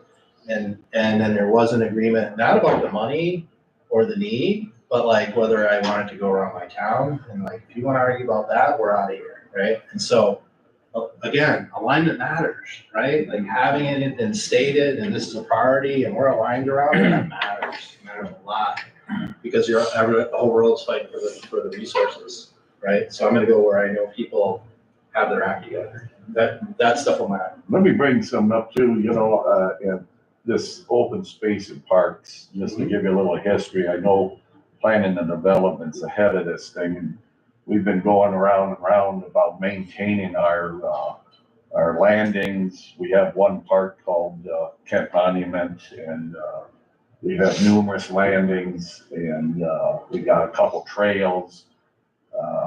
You know, we're not being good stewards of taking care of these properties right now, you know, and I think that's an important plan. Do we want to keep these and move forward and fund these things? You know, I've heard mixed emotions that, you know, if we can't maintain them, let's get rid of them, or let's maintain them. I think it's a huge boost to economic development in our community. And maybe that's what that would fall under, because people come to our community, you know, and it's about a quality of life too, you know. People come to the work in the community because you got trails, you got canoes, landings, you got a beautiful park. And so we have some great resources, and I believe it brings a lot of money into our community. Even Greater Freeport Partnerships talked about this, Black Hawk Hills has talked about this. I think it's something that maybe over to the side that we should probably be discussing too, you know, because, you know, we need to keep these properties up, you know, if we're gonna keep them. This is a group thing. We should have a strategy around that. It'll help. So then what that means to me is if I pick up what Bill's saying here, we have this infrastructure, parks, trails, landings, whatever they are, and we're gonna make some decisions about which ones matter, which ones don't, which ones we should improve, how we get them on a rotation, keep them all, whatever your strategy is, you're gonna make one. And then when you come to your budget next year, you're gonna go, hey, we said we were gonna start rotating landing, we're gonna do 2 a year, and we know they cost an average of $5,000, so I know to put 10 grand in the budget. Like that's the practical application of his idea, right? When it comes to budget time. And then on the other side, the community goes, what's going on with all our parks? Oh, we've got a rotating plan, and every year there's gonna be 2 new landing upgrades, and right, the swing sets at the parks get replaced on a rotation, and everybody knows that's happening, and you're like, oh, all right, we do have a plan. I feel better about that. I agree. You can communicate that plan. I agree with Even that. if it takes 20 years to fix all the landings, you're chipping away at it, everyone gets it. And I think that has a lot to do with partnerships then too. You It know, does. the bikers that ride, you have to And grants. tell them what you're. Like, what grant should I apply for in 2026 for our parks? What would you answer me today? We're kind of lucky because we, on the landings, we have help with that, but you know, that could go away tomorrow. You know, that whole organization could go away, you know, and then once, you know, the county is stuck having to make a decision. So we have to look out to the future saying, well, is this organization gonna be here in 20 years, 30 years, and stuff like that. I tell you, I love our landings. I love our park, and I have been to the landings before and talked to people. And where are you from? Oh, we're from Poland. You come up here very often. Yes. I like going out and talking to people at the landings, the trails, to find out where they're from. How do you hear about this, and stuff like that. I think you can probably put that under public facilities, maybe. I mean, it's definitely an economic development component, but it's just as important as the buildings that we own. Yep. And unfortunately, there are limited funds. So, we have to prioritize those along with the buildings that we have, but you can also put the partnerships in there. There's the Jane Addams Trail Commission that the county participates with. Friends of the Pecatonica. Friends of the Pecatonica, yeah. Yeah. It's just working in coordination. Yeah, and even helping those partners all see the same plan. So like, we're fixing that landing next year, that one next year, whatever it is, right? A lot of those things, like Bill said, are the things that we always hear from the Greater Freeport Partnership. Sure. In terms of economic development, placemaking, recreation. It attracts people, it attracts economic development. It makes us a better, more desirable community. I think that when you're like the cloud concept with partnerships, you mentioned another key word that I think that we fall short in is grants. There's so many different opportunities out there for grants, and the county doesn't have a grant writer. And so we don't have someone to be on the lookout for those things and to write those things. There are some department heads who are great at going out. I look at Chanel because she's doing a lot in the courthouse with grants, but that's a skill set that not everybody has. And so we miss out on opportunities for external funding that could support some of these because we just don't have someone who just focuses on grants. Anyone else want to put Chanel in charge of all grant writing? Those are easy grants. On grant writing, Chairman Helms can tell you, RPC one's available for us, Black Hawk Hills is available. You attend those meetings, what grants are out there, and can bring them. I've always thought collaborating, is a big thing with the city of Freeport with their grant writer and stuff like that too, where you go in, but that would be for tomorrow, talking about those kind of things. Yep, exactly. We'll get down into the weeds with that. Anything else either on this list or you think we forgot? It was a really good catch on the communication. Well, I do see the family-oriented development. And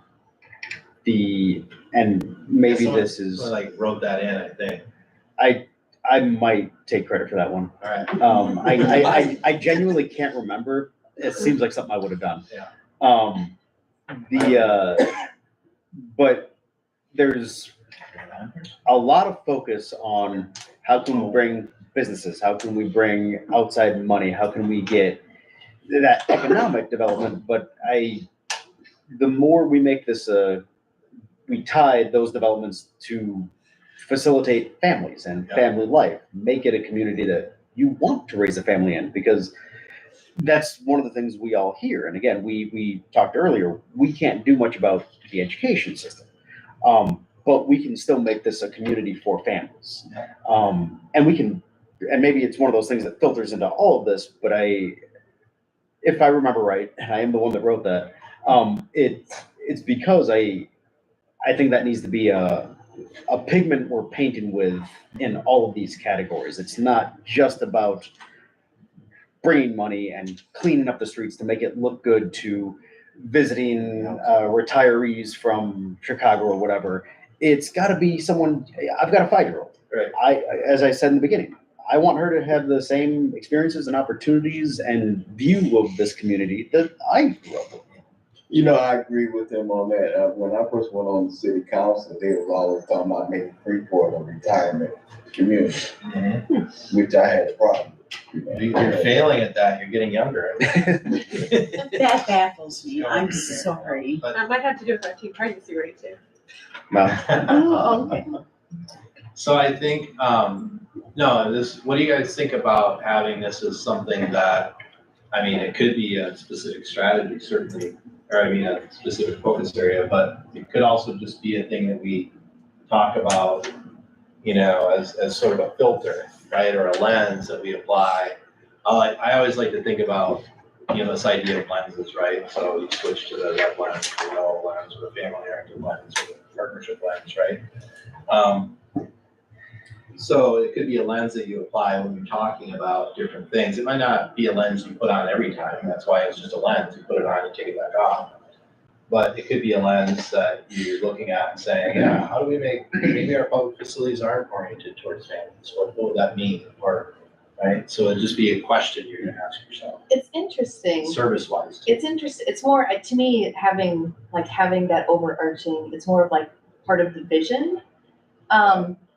And then looking at, you know, what kind of community do we want? Because if Freeport's working towards a retirement community, but we're working towards younger, then we're conflicting. And Yeah. so. I'm not convinced that's what That was 20 something I'm years just saying, but like, Oh, I then never- they did good for a while. I never thought about it that way, right? Like. Well, I was gonna bring the other idea where like a lot of community, you know, so like, let's take Dubuque, for example. Dubuque,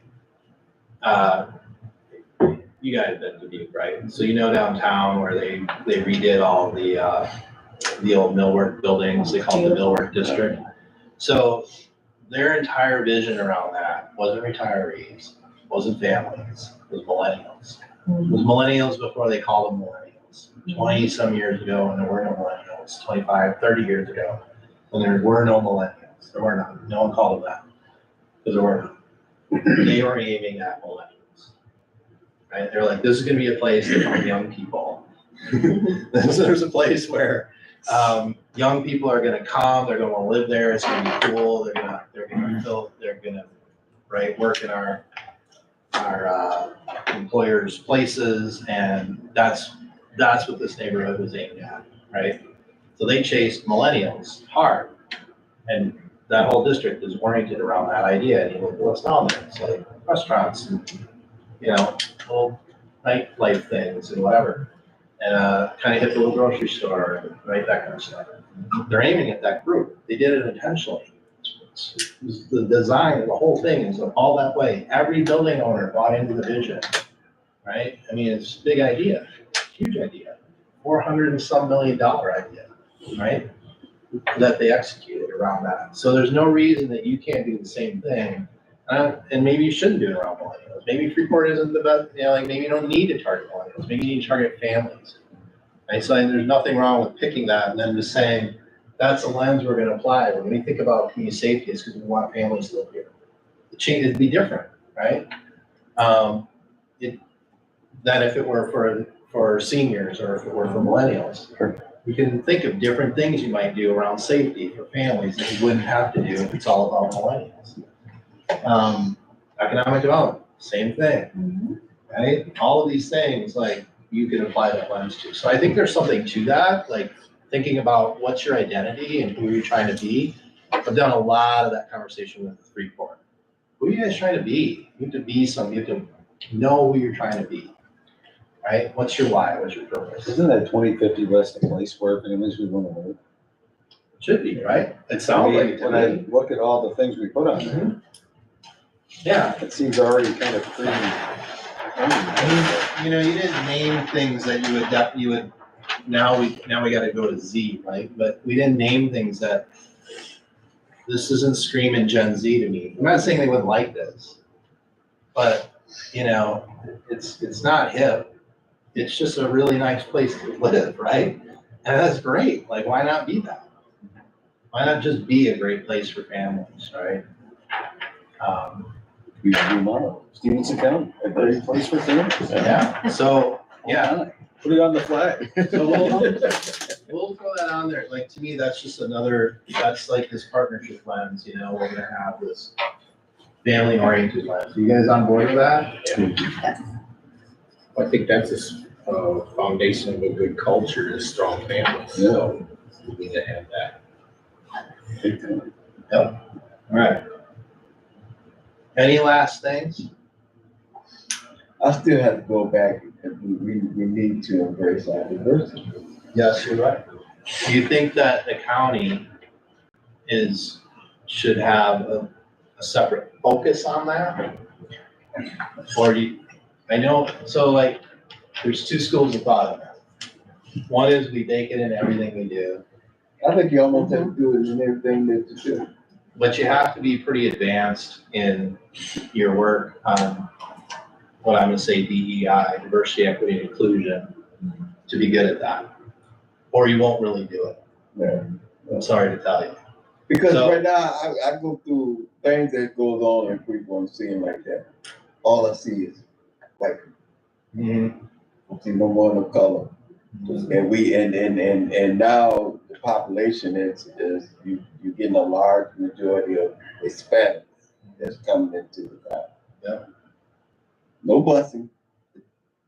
Just coming in the I town. wanted to make a comment. I think that family filter covers all races.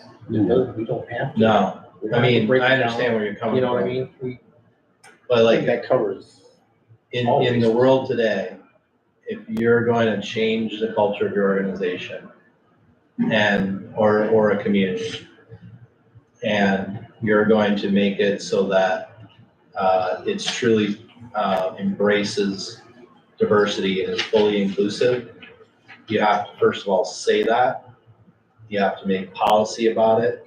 You have to make best practices that people do about it. You have to train people how to do it. You have to teach people how to do it. It's a thing. Like, I don't mean to go all woke on you, but this is how you do it. You have to put that kind of effort into it, or you'll talk about it and not really do it. What was your other school of It's thought true. on that? You said you had two schools. Two schools of thought is you can try to say you're gonna bake it to everything, or you make it its own. You make it a thing that someone's responsible for, and you hold them accountable to spreading it through the organization. You can tell which one I buy into. You know, if you're gonna do this, you gotta really do it. So like, I only know, I didn't think this, I didn't think what I just said, in 2005, not very long ago, right? And in 2005, IBM had been in Dubuque for about a year, and I worked for the community foundation.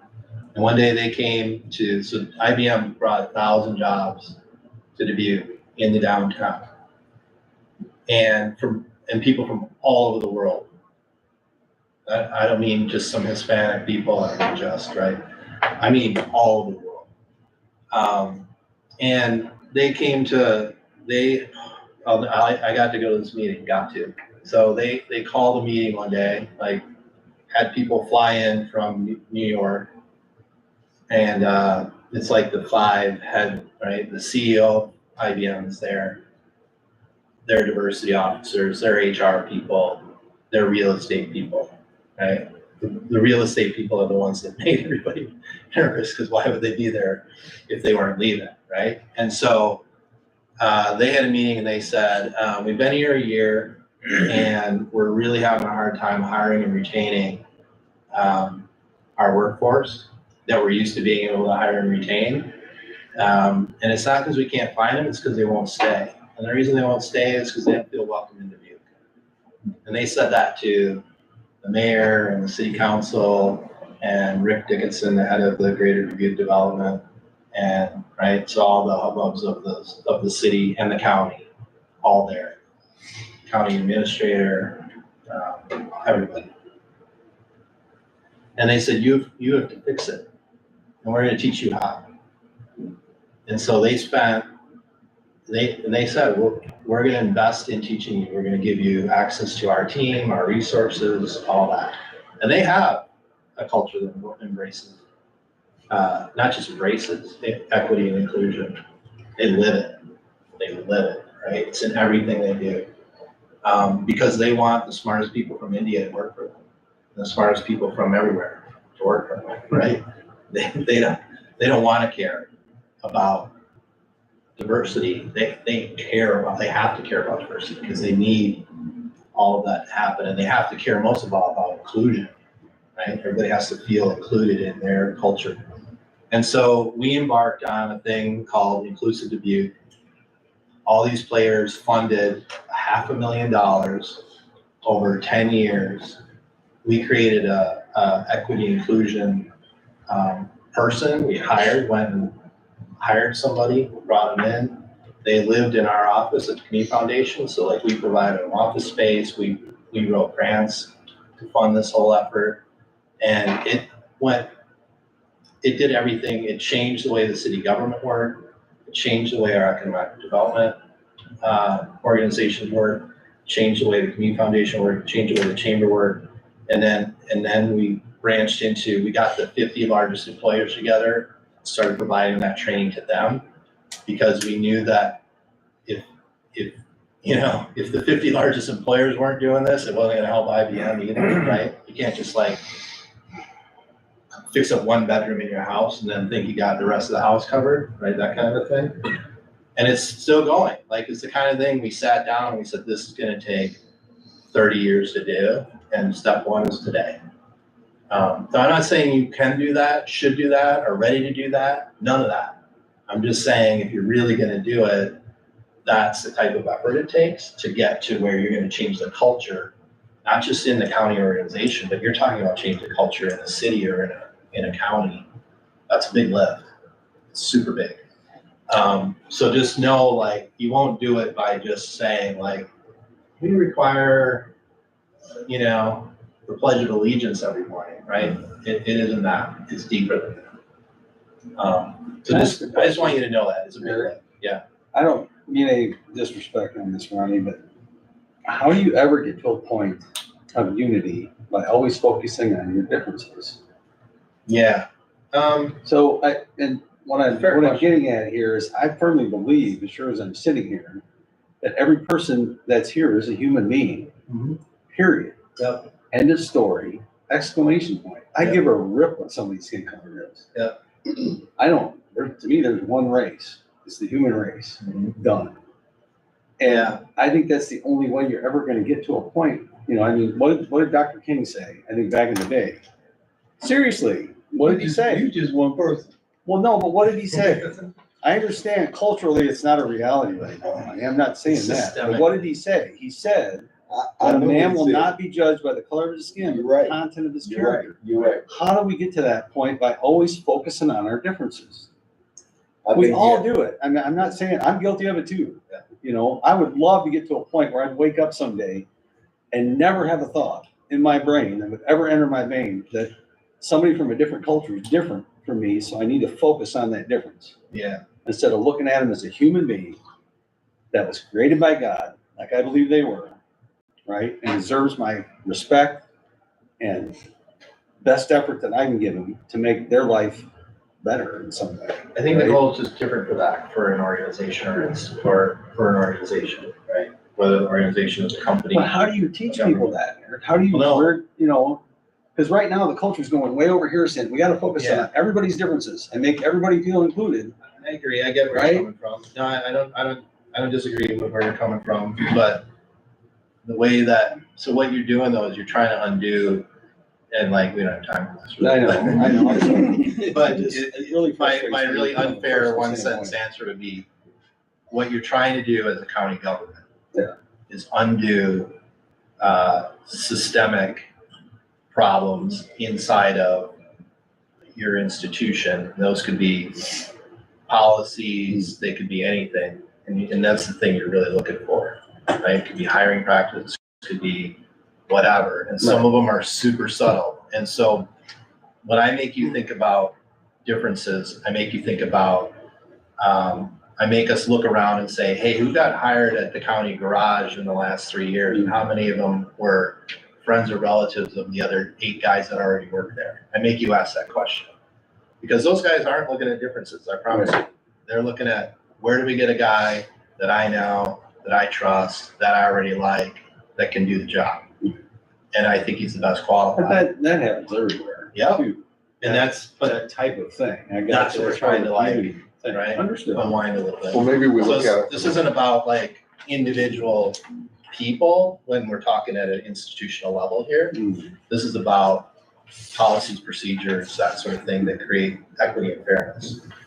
Maybe what we do is look at from the perspective of eventually getting to where we have a human resources officer for the county itself, because right now it's very siloed. There you go. Multiple departments do their own hiring, they do their own background checks, hopefully. Yep. You know, it's not a concerted effort or coordinated, I guess. Yep. And when I first got on the board in 2016, there was conversations between human resources officer and finance director, and the board at that time chose finance director. Yep. But that might be the first step that we focus on in planning is getting that. And how many employees do you have anyway? Just like Countywide. Yeah. Between 250 and 300. Okay. So, you know, I mean, that could also be the kind of thing like, you know, does Joe Davies County have one? It's the kind of thing you could share, you know, I mean, just making stuff up, but like that's. And like as a department head, I'm not an expert in all this. No, You know, right. like You can't be. FMLA You or should be. We're whatever. already doing the law Well, thing. you're supposed to. I mean, we're supposed to, so yeah. No, exactly. But like, that's the kind of thing where, you know, and Jim was in this space around procurement a little while ago, but procurement of people is, you know, the others, what we're talking about Right, now. sure. So like, how do we have, you know, policies and consistency and all of that in a way that, Keeping up with the again, law. Right. and you have it here, it's right here, right? Yeah. Now, I'm not saying this says embrace diversity when we say this, but I am saying like the HR function, and should we look at that? Is that a thing you shoot for in the next 3 to 5 years or 2 to 3 years or whatever your budget and everything allows you to do as you start to shake all this out? Yeah, that seems like a really logical thing to put in here that could create efficiencies. I heard somebody brought up later when we were talking about what we hope around expectations was employee retention. It'll definitely impact that because you'll make better hires, Oh, that'd be great. you know? So, yeah, problem solving. Steve. Yeah. So, In favor of the human resource. I am too. I am too. I I think we all are. just, you know, like, that's how this fits together. Yeah, and again, I'm not suggesting you guys are ready or in a spot to go down the full road of DEI. I'm just saying, like, how do you start to think about it? That's all. I just wanted to add to that just a little bit because, you know, when we're talking about that, it's also like equity for opportunity, equity for resources. So when you start to look at it with that lens too, if you're looking at us as county government, those are some impacts that you can have, but it really does take a lot of work because we all have implicit bias. And what that means is you don't even necessarily know that it exists. So like when you're talking about an inclusion, there are people on the board that bring up a Christian God a lot.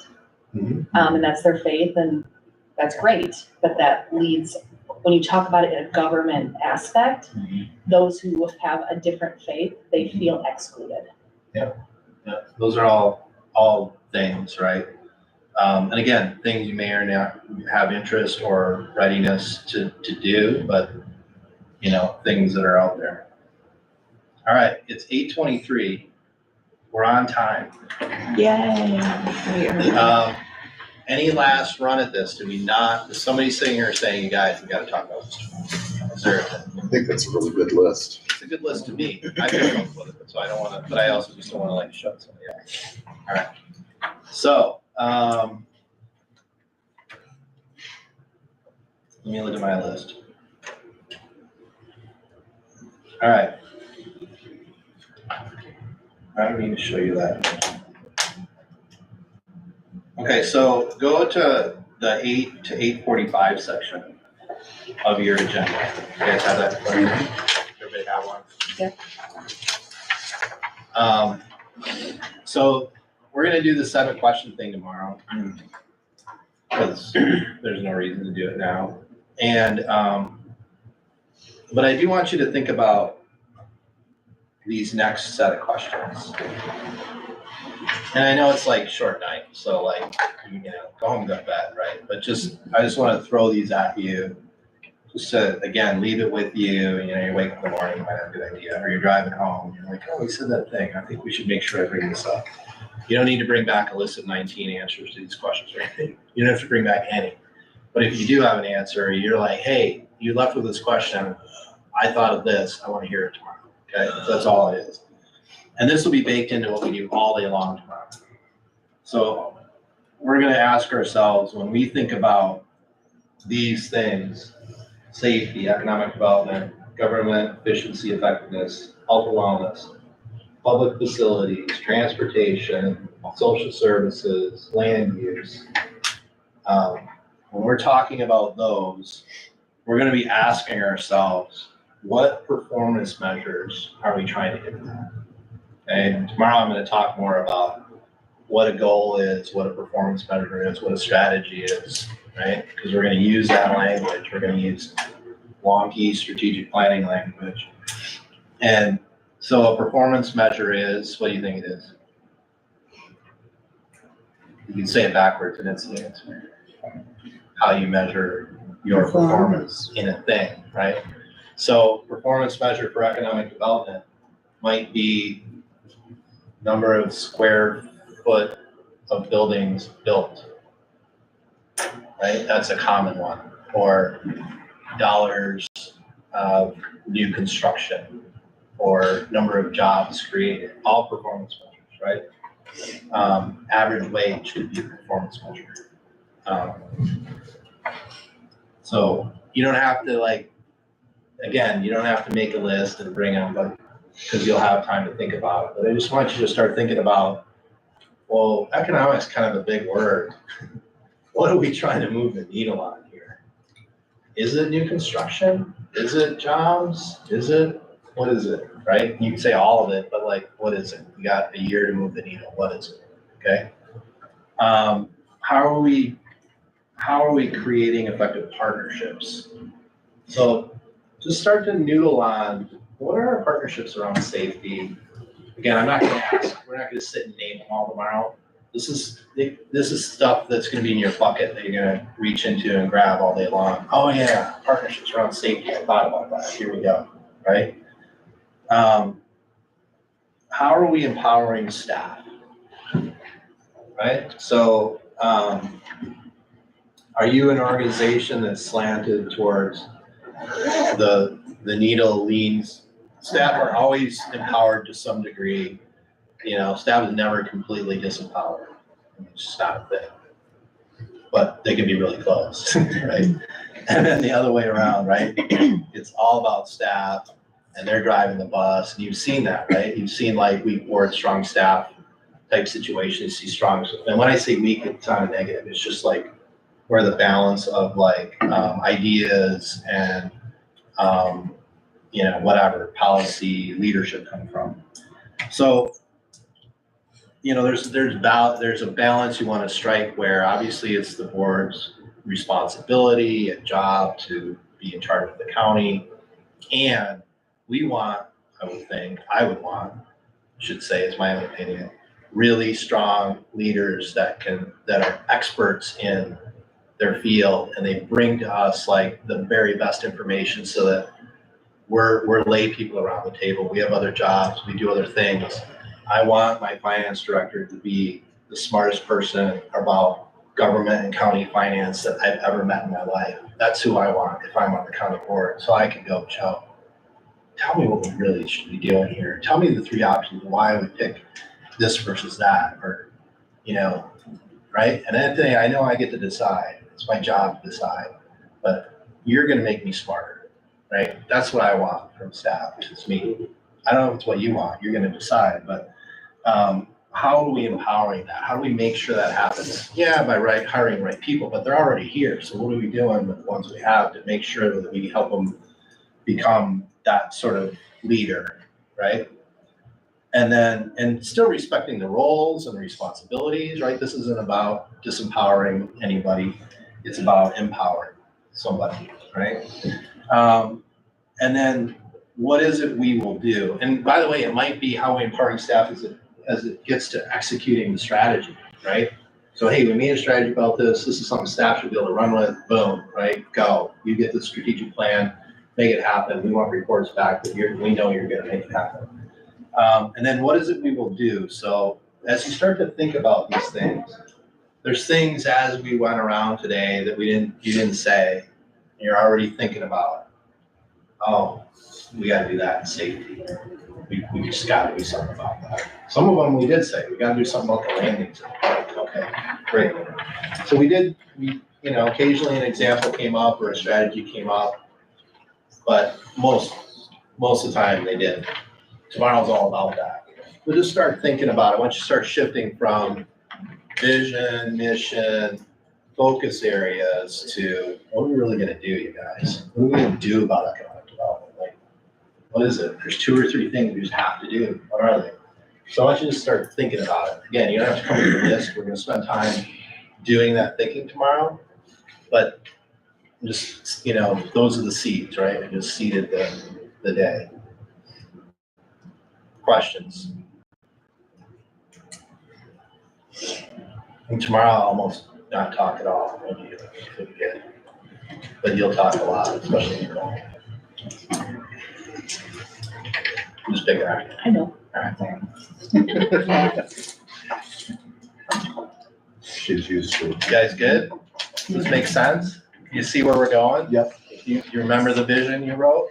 Like, we're gonna write it, you can read it tomorrow, but we're gonna write it, we can change it, but remember the way you said you're gonna work? We're gonna bring that to bear on what we're really gonna do tomorrow, how we're gonna measure it, and what you're gonna get out of it. The impact you're gonna have, okay? And you're gonna have, and then at the end of the day tomorrow, you're gonna have 7 focus areas, 2 or 5, or whatever you come up with, strategies. If you're crazy, you'll make 5. If you're smart, you'll make 3. But you're gonna have 2, 3, 5 strategies that are each one. We're gonna name how we think we can measure those things. We're gonna identify partners that we think we can work with on those things, right? We're gonna think about them through the idea of like this community is gonna be family oriented, right? So that's what you're gonna end up with tomorrow. Okay? It won't feel like it ever, but it'll be like now where it's like, I think he sketched out now, but I'm not sure. All right? Trust the process. Any questions before tomorrow? Is there anybody here tonight that won't be here tomorrow? I feel like everyone's coming back. And anyone just want to quit? Yeah. No, I don't mean tonight. All right, so what says on here, we are starting at 8 a.m. We picked a bold time. 8 a.m. All right. So I'll raise you guys here. All right, thanks, Eric. Yeah, thank you. What time's lunch tomorrow? I have something I have to. Oh, I'm like, Jess, can you shut this down? lunch, Oh, I don't, that's just the one day, Jen. noonish.